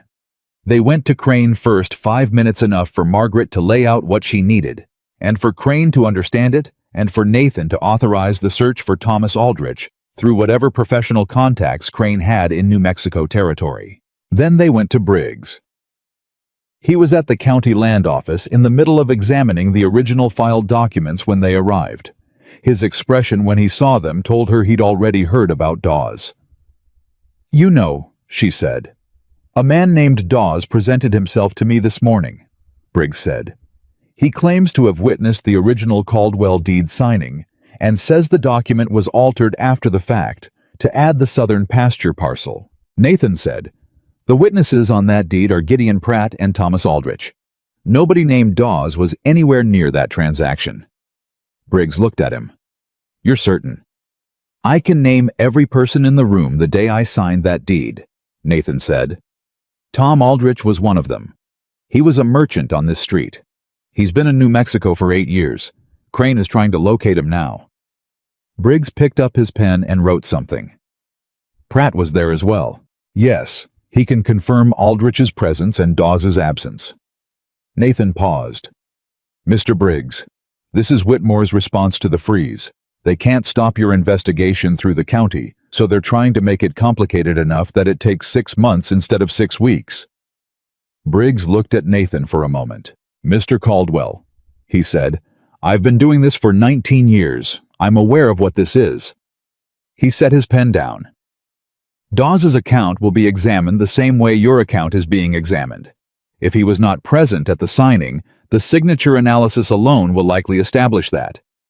If Mr. Aldrich can be located and speaks to the original transaction, Dawes' claim collapses." He looked at Margaret. "The strength of your case is the same today as it was 4 days ago. Don't let them convince you otherwise." Margaret held his gaze. "We won't," she said. Thomas Aldrich was found. Crane located him in 4 days through a legal colleague in Santa Fe, alive in reasonable health, and upon receiving Crane's letter explaining the situation, immediately furious in the way of a man who had a clean conscience about something and was hearing that his name had been used to dirty it. His letter arrived at Crane's office on a Friday, and Crane sent Pete riding to the ranch with it inside the hour. Margaret read it at the kitchen table with Nathan standing behind her reading over her shoulder.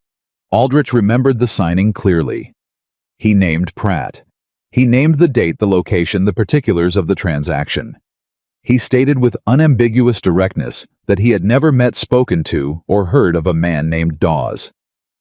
He was prepared to make a sworn statement notarized in Santa Fe and would send it within the week. Nathan made a sound that was not quite a word. Margaret set the letter flat on the table. She pressed her palm against it. All the weeks of it, the documents and the notebook, and the early mornings, and the long nights, and the gate and the fence, and Cole on the porch, and Briggs's careful questions, and Dawes's fabrication, and all of it. Every piece of it compressed in her chest into something she could not have named, but that felt for the first time like solid ground on the other side of something. Nathan put his hand over hers on the letter. He didn't say anything. She didn't either. His hand was warm and certain, and it was the most direct thing he'd offered her since she arrived, and she felt it all the way down in the place where she'd been keeping everything she wasn't ready to say yet. After a moment, he said very quietly, "It's going to hold." She looked down at their hands on the letter. "Yes?" she said. "It is." He didn't move his hand. She didn't move hers. The sun came through the kitchen window the way it had since the first morning she'd stood here and looked at this cold, empty room and decided she was going to make it something. The stove was warm.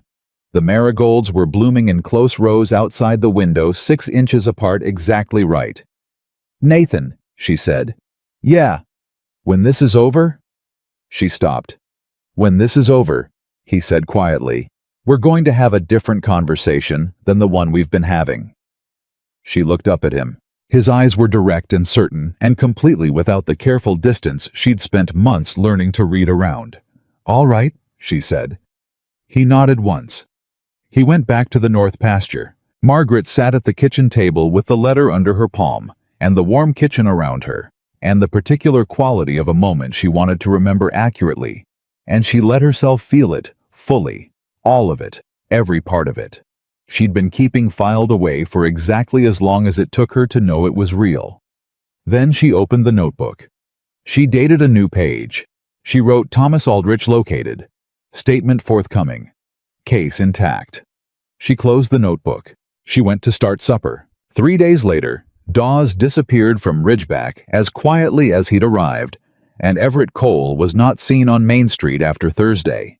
And the word that moved through the county, in the way that words move through small communities from porch to porch, from wagon seat to wagon seat, from the feed store to the church steps, was that the Caldwell case was going to hold, and that what Whitmore had done to 3 families in this county was going to come into the light whether he wanted it to or not. Gideon Pratt heard it and said nothing, but his pale, sharp eyes were satisfied. Ruth Orville heard it and took her daughter Clara out to pick the last of the summer flowers, and stood in the field for a long time doing something that looked from a distance like a woman setting down a weight she'd carried too long. And on the Caldwell ranch, in the clean quiet of a September evening, with the mountains going golden at their edges and the marigolds holding their color in the fading light. Nathan Caldwell came in from the day's work and sat at the table where Margaret had supper waiting, and he looked at her across that table in the way he'd started to look at her openly without the careful management of everything he felt, and he said, "The north fence is done." She set a plate in front of him. "Good," she said. "All of it. Every post." She sat down across from him. "I know," she said. "I watched you work the last section this afternoon." He looked at her. "You were watching?" "I was in the garden," she said. "It's not far." He was quiet for a moment. "How long were you watching?" The left corner of her mouth moved. "Long enough," she said. Nathan Caldwell looked at his wife across the kitchen table in the last light of the September day, and whatever had been carefully managed and deliberately maintained and methodically kept in its proper place for 6 long years looked at him back from behind her warm brown eyes. And he knew with the same certainty he'd known the state of his fence line and his water rights and his cattle count and every other solid true thing in his life, that whatever conversation they'd been waiting to have was not far off. It was, he reckoned, about time. Samuel Briggs called the formal hearing for the 2nd Thursday of October, And the notice went out through the county the way official notices did, posted at the land office, the post office, the feed store. But the word traveled considerably faster than the paper, the way word always did in a county this size, when the thing being talked about was something people had been waiting to see happen. Nathan heard about the posting from Ernesto, who heard it from the man who delivered the grain, who had read it off the feed store wall that morning, while 3 other men stood beside him reading it too. By the time Nathan came in for the midday meal and told Margaret she had already heard it from Ruth Orville, who had ridden out specifically to tell her and was sitting at the kitchen table drinking coffee, when Nathan came through the door. He stopped in the doorway and looked at Ruth. Ruth looked back at him with the composed steadiness of a woman who had come a long way since the day she sold her family's land for 60 cents on the dollar. "She beat you to it," Margaret said, not looking up from the stove. "Apparently," Nathan said. He came in and sat down. "The hearing is before a federal examiner," Ruth said. "Not Foster." "I know," Nathan said. "Briggs will present the findings. Both sides can bring evidence and testimony." She paused. "My husband is ready. Marlowe said he'd come if we needed him. The Hennessy's confirmed yesterday." Nathan looked at her for a moment. "Ruth, you know this hearing is about my water rights claim.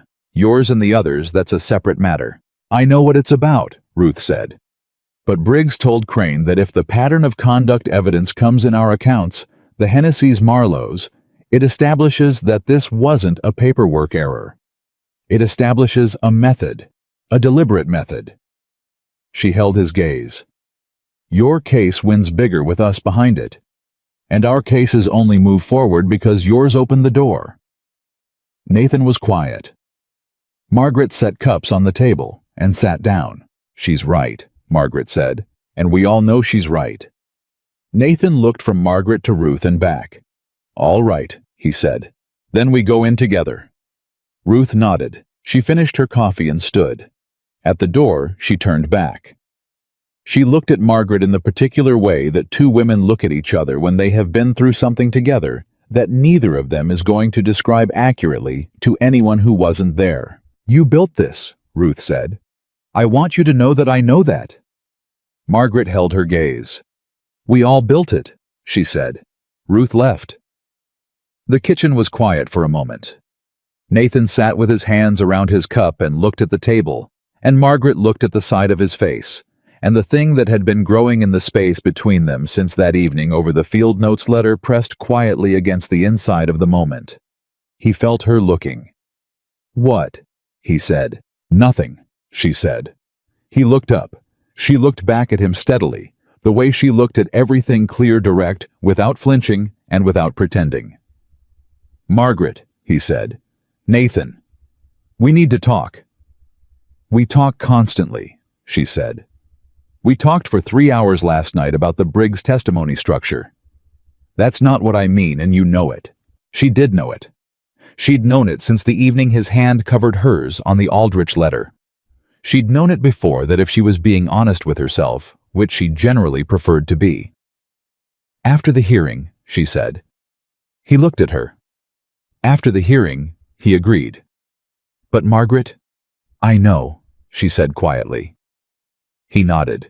She went back to the stove, and neither of them said what they both knew, which was that they had been in the after-the-hearing conversation for weeks already, had been living inside it without calling it by its name, and that what came next was not a beginning so much as an acknowledgement of something that had already, without permission or planning, become true. The hearing was in this Ridgeback courthouse, which was a building that had seen the Orville case dismissed and 3 other legitimate grievances swallowed by Harlan Foster's particular brand of purchased justice, and walking into it felt to Nathan like walking into a place that had a debt to pay. He came in with Margaret on his left and Crane on his right, and behind them, Ruth and James Orville and Eleanor and James Hennessy and old Gus Marlowe, who was 73 years old and had driven his wagon in from the Eastern Ridge at 4 in the morning to be here.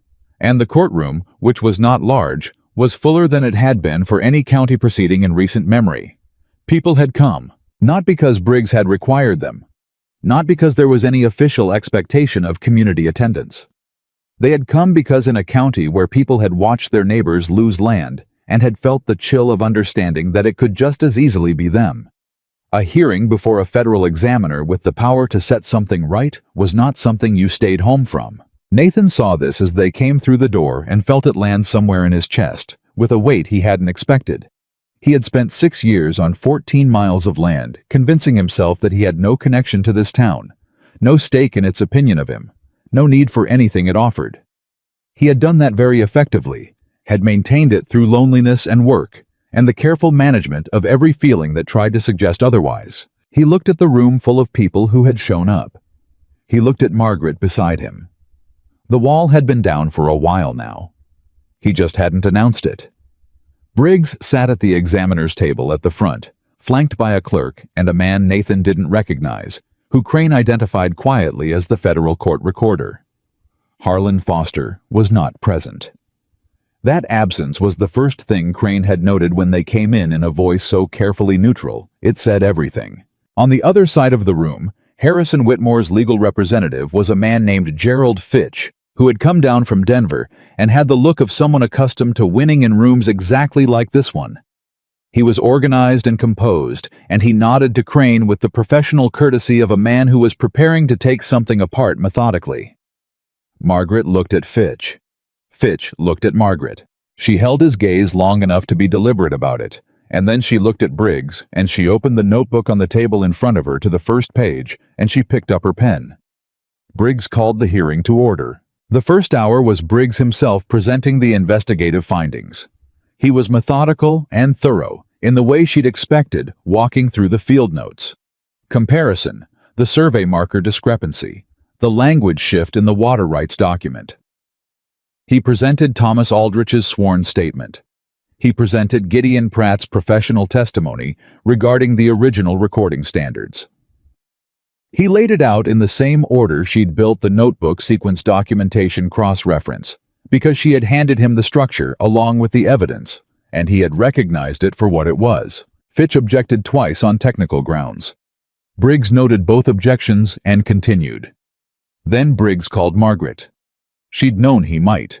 Crane had prepared her for it. But knowing and the actual moment of standing up in that room with every person in it looking at her were two different things, and she felt the familiar inventory of other people's eyes with the particular acuity of a woman who has been assessed by rooms full of people her whole life and learned to keep standing anyway. She went to the witness position. Briggs asked her to walk through her findings in her own words. She did. She spoke clearly and at a pace that let the recorder keep up, and she was specific about every reference and every date and every document. And she did not look at Fitch while she spoke, but she was aware of him, the way you're aware of weather peripherally, constantly reading it for what it was about to do. When she finished, Briggs thanked her. Fitch rose. He was smooth. She gave him that. He didn't attack her directly. He was too experienced for that. And the room's composition probably told him it would cost more than it gained. He went after the methodology instead.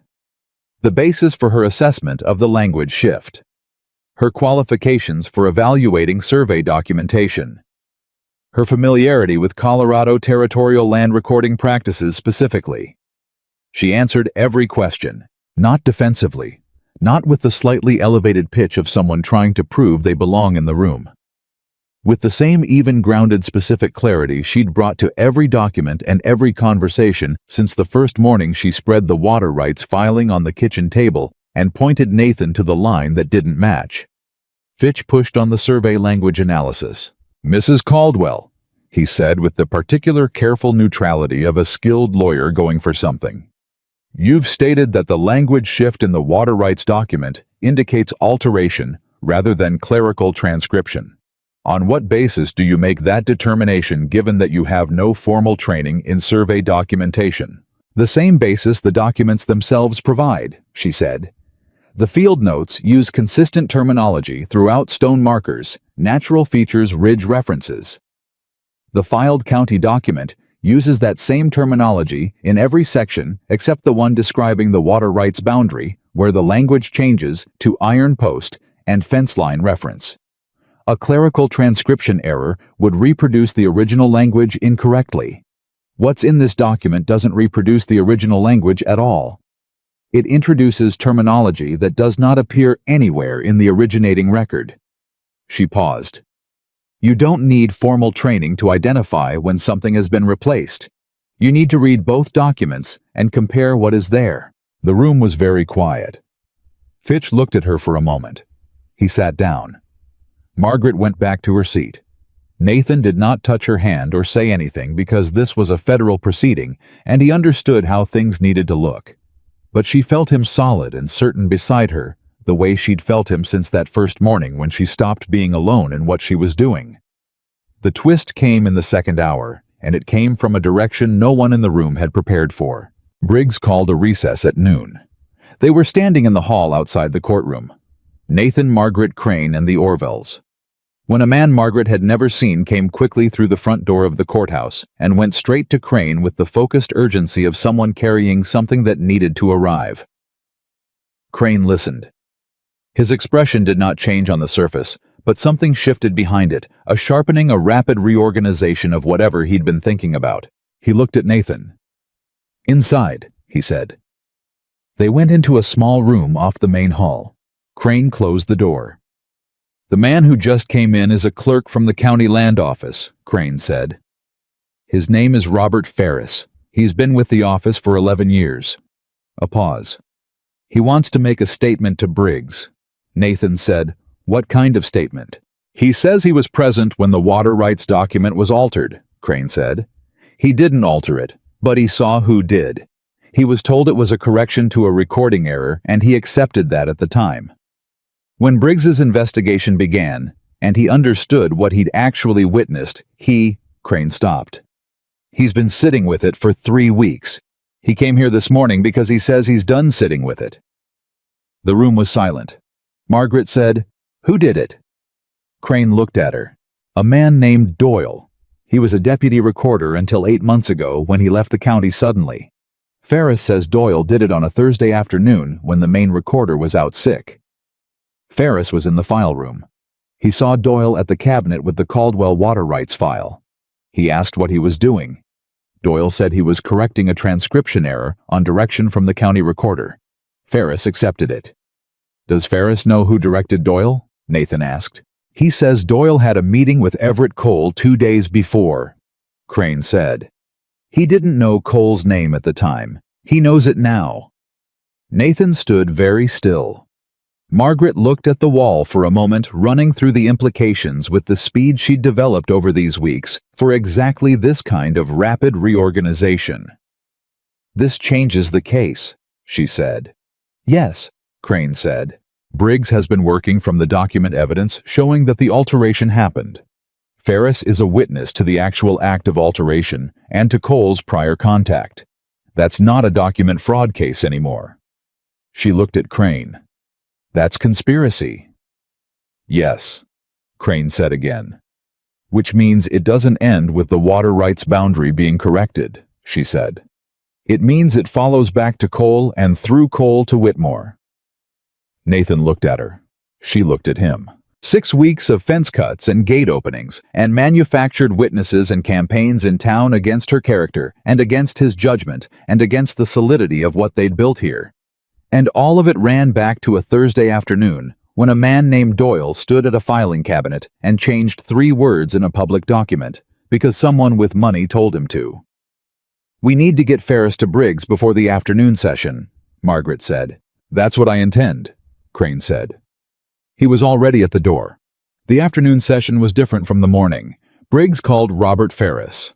Ferris was a slight, careful man in his early 40s, who held his hat in both hands the way people do when they're doing something that costs them, and they need something to hold on to.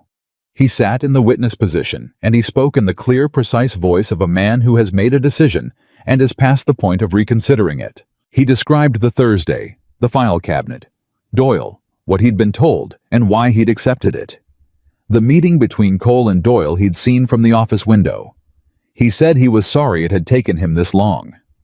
Briggs asked his questions without drama, with the same methodical clarity that characterized everything he did. Fitch rose for cross-examination. He questioned Ferris's certainty about the date, about Cole's identity, about what he'd actually seen, versus what he'd inferred. Ferris answered without wavering. He'd had 3 weeks to sit with what he'd seen and what it meant. He was done being uncertain about it. When Fitch sat down, there was a quality in the room that wasn't quite silence and wasn't quite sound. The held breath of a collection of people who had just watched something shift. Briggs called a 15-minute recess. In the hall, Nathan stood beside Margaret and said nothing for a moment. He was looking at the floor at some middle distance in the space where thoughts live before they become words. Then he said, "Whitmore's going to try to distance himself from Cole." "Yes," she said. "Cole will be the wall." "Can they get past Cole to Whitmore?" "That depends on what else Briggs finds, and whether Cole decides the wall is worth standing behind when the alternative is standing alone in front of a federal conspiracy charge." She paused. "Men like Cole calculate.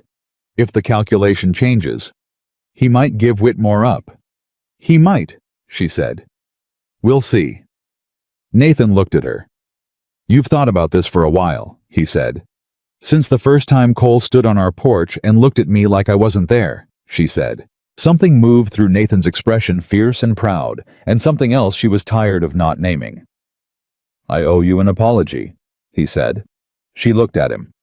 "When you first arrived," he said, "the letter I sent, practical arrangements are preferred, as if—" He stopped.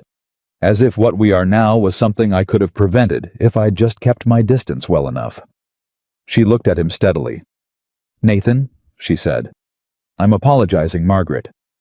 "I know. I'm letting you." He waited. "I read that letter," she said. "I knew what it said. I came anyway." She held his gaze. "I came because I needed somewhere to go, yes. But I also came because a man who writes a letter that honest about what he can't offer is telling you something true about himself. And I thought a true man was worth the trip." Nathan looked at her for a long time in the hall of the Ridgeback Courthouse, with the sounds of the town outside and the voices of their neighbors through the courtroom door, and everything he'd been managing and maintaining and keeping in its proper place for 6 years looked back at her from his eyes without the careful distance in front of it. "You were right," he said, "about most things." "Most," she said. "The marigold spacing," he said. "Clara's way was better." She almost laughed. It came out quieter than a laugh, something warmer. 6 inches, she said. 6 inches, he agreed. Briggs's decision came at 4 o'clock in the afternoon. The federal examination found the water rights document filed at the county land office to be a fraudulent alteration of the original territorial record. The boundary description was declared invalid. The original field notes consistent with the deed survey were established as the controlling record. Nathan Caldwell's water rights to the South Pasture Creek tributary were confirmed in full and recorded at the territorial level outside the jurisdiction of the county land office. Briggs further referred the matter of document fraud and the involvement of Everett Cole to the federal prosecutor's office for investigation of conspiracy charges. The referral named Cole specifically. It noted without naming him that the investigation had identified a pattern of conduct across multiple property transactions in the county that warranted broader examination. Harlan Foster was not mentioned by name in the decision. He didn't need to be. The county knew what a federal referral in a case he'd been expected to preside over meant, and his particular silence on the matter of the Caldwell hearing communicated something that would take its own time to resolve.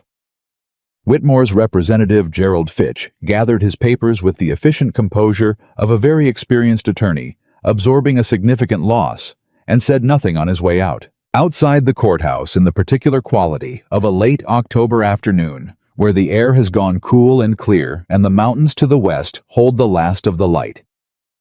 At their peaks, the people of Ridgeback County stood in something that was not quite a crowd and not quite a gathering, but was the natural result of many people being in the same place for the same reason and all of them feeling the same thing at once. Ruth Orville found Margaret first. She didn't say anything. She took Margaret's hand in both of hers and held it, and that was enough, and Margaret held it back. Old Gus Marlowe shook Nathan's hand with the grip of a man who'd driven since 4 in the morning and didn't regret a mile of it. James Hennessy said quietly to both of them, This was the right thing. Thank you for doing it the right way. Nathan nodded. He didn't say much. He wasn't a man who said much in moments like this, but the way he stood straight, present open in a way he had not been open in 6 years, said it. Aldous Crane found them as the crowd was thinning. Cole's attorney reached out to the federal prosecutor's office this afternoon, he said. Before 5 o'clock. Nathan looked at him. That fast? Cole's calculating, Crane said. He glanced at Margaret, as someone predicted he might. Who does he name? Margaret asked. That's still developing, Crane said carefully. But the direction of travel is what you'd expect. Margaret nodded. It would take its own time. Federal investigations always did. But the direction of travel was what mattered, and the direction was away from the Caldwell Ranch and toward the man who had sent the telegram that said, "Handle it now," and would now find out what it cost to send a message like that in a county with a record keeper who didn't look away. They drove home in the last of the light, Nathan and Margaret with the mountains going dark at their edges, and the road familiar under the wagon wheels, and the silence between them, the particular kind that has nothing left to be anxious in it. Somewhere around the 3rd mile, Margaret said, "You said after the hearing." "I did," Nathan said. She waited. He kept his eyes on the road for a moment. He was doing the thing he did when he was organizing himself to say something true, the stillness, the slight set of his jaw the moment before. Then he looked at her. "I spent 6 years making sure I couldn't feel anything," he said. "I was good at it. I thought it was the responsible thing not put anything at risk that I couldn't afford to lose again." He paused. "Then you stepped off that stagecoach and I drove you home, and you told me you didn't come here for sentiment, and I thought good. This is exactly what I asked for. This is manageable." She looked at him. "And then you planted the marigolds," he said, "and you sat with me the morning after I'd been in Clara's room.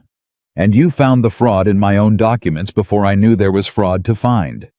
And you sent Cole off the porch and built the case while I was in Denver, and kept this place running and kept those men steady and—" He stopped, looked at the road, looked back at her.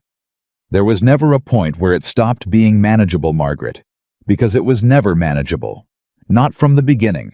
I just kept telling myself it was. She was quiet for a moment. "Nathan," she said, "I came here telling myself I was being practical. That I needed a home, and you needed help, and that was sufficient, and I was a grown woman who understood the terms of an arrangement." She paused. "I lasted about 11 days. He looked at her. 11 days, he said. "The morning in the kitchen, when you told me Clara would have been glad." She held his gaze. "I knew then. I just had very good reasons to pretend I didn't." The wagon moved on through the dusk. "What do we do about it?" he said. "I think," she said, "that we stop pretending." He reached across the wagon seat and took her hand. Not the way he'd covered her hand on the letter, careful brief bounded by the context of the moment. He took it the way a man takes something he intends to keep. Fully with his fingers through hers, her hand in his on the seat between them. She didn't move it. She looked at their hands for a moment. Then she looked at the road ahead, and at the mountains, and at the first stars coming through the dark above the peaks, and she felt the specific quality of a thing that has been earned, not given, not stumbled into, but built from the ground up with work and patience, and the willingness to stay when staying was hard. "Nathan," she said. "Yeah." "The south kitchen wall," she said. "I want to take it out, open the room up. It's too narrow for the way we actually use it." He was quiet for a moment. Then, "That's a load-bearing wall." "I know. We'd need to put in a beam." "That's a week's work at least." "I know that too." Another pause. "I'll start pricing the lumber next time we're in town," he said. She tightened her hand in his. The wagon came around the long bend in the road, and the ranch came into view below them, the house with its lights on warm against the dark, the south bed where the marigolds were holding their last color of the season, the barn where Ernesto and Pete and Hatch were finishing the evening work, the north fence whole and solid from post to post all the way to the ridge. Nathan pulled the wagon to a stop. Not because anything was wrong. She understood that immediately the way he stopped was not the sharp alarm stop of trouble, but the deliberate stop of a man who wanted to look at something properly before he moved past it. They sat there on the wagon seat with their hands together and looked at the ranch in the evening. And Nathan Caldwell was quiet for a long moment. Then he said, "For 6 years I kept that place running because I didn't know what else to do with myself. It was functional. It was mine. But I drove past it every single night, and I didn't feel anything when I saw it." He looked at Margaret. "I feel something now," he said. She looked at the house, at the lights, at the marigolds. "So do I," she said. He slapped the reins and they drove down. The months that followed were the kind of months that don't announce themselves as significant while they're happening. They're just days. Days that accumulate into something a person only fully understands when they look back at what they were before them. Nathan started the kitchen renovation in November. He and Ernesto took out the south wall on a cold morning and put in the beam and opened the room into something that breathed, and Margaret stood in the middle of it with sawdust on her dress and a look on her face that Nathan had put away in the part of himself where he kept things he wanted to remember accurately. Cole's cooperation with the federal prosecutor resulted in a formal indictment of Harrison Whitmore on conspiracy and fraud charges in January. The county received the news the way it received all significant news, quickly and thoroughly, and with the particular relief of a community that has been holding its breath and can finally let it out. Foster resigned his judgeship in February. He gave no public reason. He didn't need to. The Orville case was reopened. The Hennessy and Marlowe claims were reviewed under the new county recorder, a woman named Agnes Park, who had been the deputy recorder for 9 years and who walked into the office on her first morning as recorder and requested the full file on every land transaction in the county for the previous 3 years. Margaret went to see her. They talked for 2 hours. Agnes Park, it turned out, had a father who had been a merchant. She had learned numbers in his office.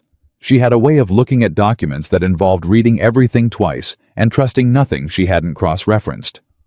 Margaret liked her immediately. On a Sunday in early spring, Nathan came in from the morning work and found Margaret at the kitchen table with the notebook open, not the case notebook which had been formally submitted to the federal court, and sat there now as part of the permanent record, but a new one.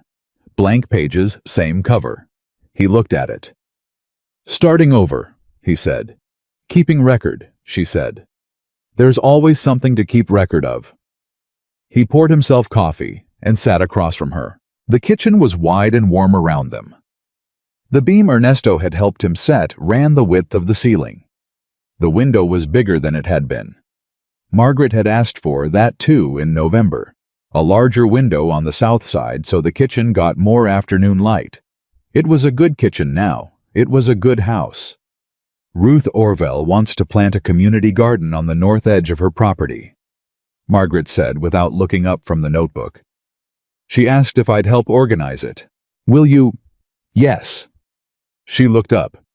"I said I'd ask if you could spare Ernesto a few Saturdays in April to help with the heavy work." Nathan looked at her. "That's what you're writing in the new notebook," he said. "That and a few other things." "What other things?" She turned the notebook toward him. The first page had a list. Not accounts, not evidence, not dates and incidents. A different kind of record. South kitchen wall removed November. Room is right now. Nathan's laugh. "I have now heard it 4 times. It sounds like something that was always supposed to be there. Marigolds order more seeds in March. Plant closer than the catalog says. Pete apologized to me properly. He is going to be all right." Gideon Pratt came to supper Thursday. He ate 2 plates and told a story about the founding of the county that had Nathan laughing for the 3rd time. I counted. Ruth Orville's daughter Clara has her mother's eyes and her own stubbornness. She will be formidable. This is home. Nathan read it slowly. When he looked up, everything he'd spent 6 years managing was fully and completely gone from his face. Not covered, not controlled, just gone, replaced by the particular expression of a man who has finally put down something very heavy and found that his hands are free. He reached across the kitchen table, his kitchen table, their kitchen table, in their kitchen, in their house on their land, solid and legal, and corrected in the record and belonging to them without qualification. And he put his hand over hers on the open notebook. "Margaret Ellis Caldwell," he said. She looked at him. "I ordered a practical arrangement," he said. "I asked for someone to help me run a ranch. I told you not to expect anything from me that resembled a real marriage." He paused. "I was wrong about all of it. About what I was capable of. About what this could be. About you." His hand tightened over hers. "I was wrong, and I am the most grateful man in Colorado Territory for being that wrong." She looked at him across the table, in the wide, warm, well-lit kitchen, on the morning of an ordinary day that was also like all the days since November, not ordinary at all. "I know," she said. "That's all you're going to give me." The left corner of her mouth moved. "I came 1,400 miles on a train and a stagecoach to a man who warned me not to expect kindness," she said. "I found the fraud in his land records, built the case that saved his ranch, held his property together while he was in Denver, and sat with him in his kitchen the morning after he cried in his dead wife's room without making him feel ashamed of it." She looked at him steadily. "I think I've given you considerable, Nathan Caldwell." He looked at her. "You have," he said quietly. "You have given me everything." She turned her hand under his so that her fingers were through his, the same way they'd been on the wagon seat in the October dark. "Then we're even," she said. Outside, the Colorado spring was doing what it did, uncertain and insistent at once, snow still on the peaks and green already pushing up through the south garden bed where the new marigold seeds were waiting under the soil at 6 inches, exactly the way they'd always been planted on this land, by hands that loved it. Nathan Caldwell had prepared himself for a cold marriage and a practical arrangement and a life managed at careful distance from everything that could hurt him. What he got was Margaret. And Margaret Ellis had come west looking for a place to belong, prepared to earn her keep and ask for nothing beyond the practical terms she'd agreed to. What she found was home. Not because the land was beautiful, or the house was grand, or the circumstances were anything other than difficult and contested and hard-won every single step of the way, but because the man across the table had turned out to be true, and because true men in her experience were worth every mile of the journey it took to find one. The ranch that had been silent for 6 years was silent no longer, and the woman who had spent 30 years being told she was too much, too big, too capable, too direct, too unwilling to make herself smaller for the comfort of people who couldn't handle her full size, had found the one place on earth where every single thing she was turned out to be exactly enough. That was not luck. That was not accident. That was two people who chose every single day to be brave enough to let the real thing in, and that choice made again and again in kitchens and courtrooms and courthouse halls and wagon seats in the October dark was the whole of it. That was the story. That was the truth of it. And it held.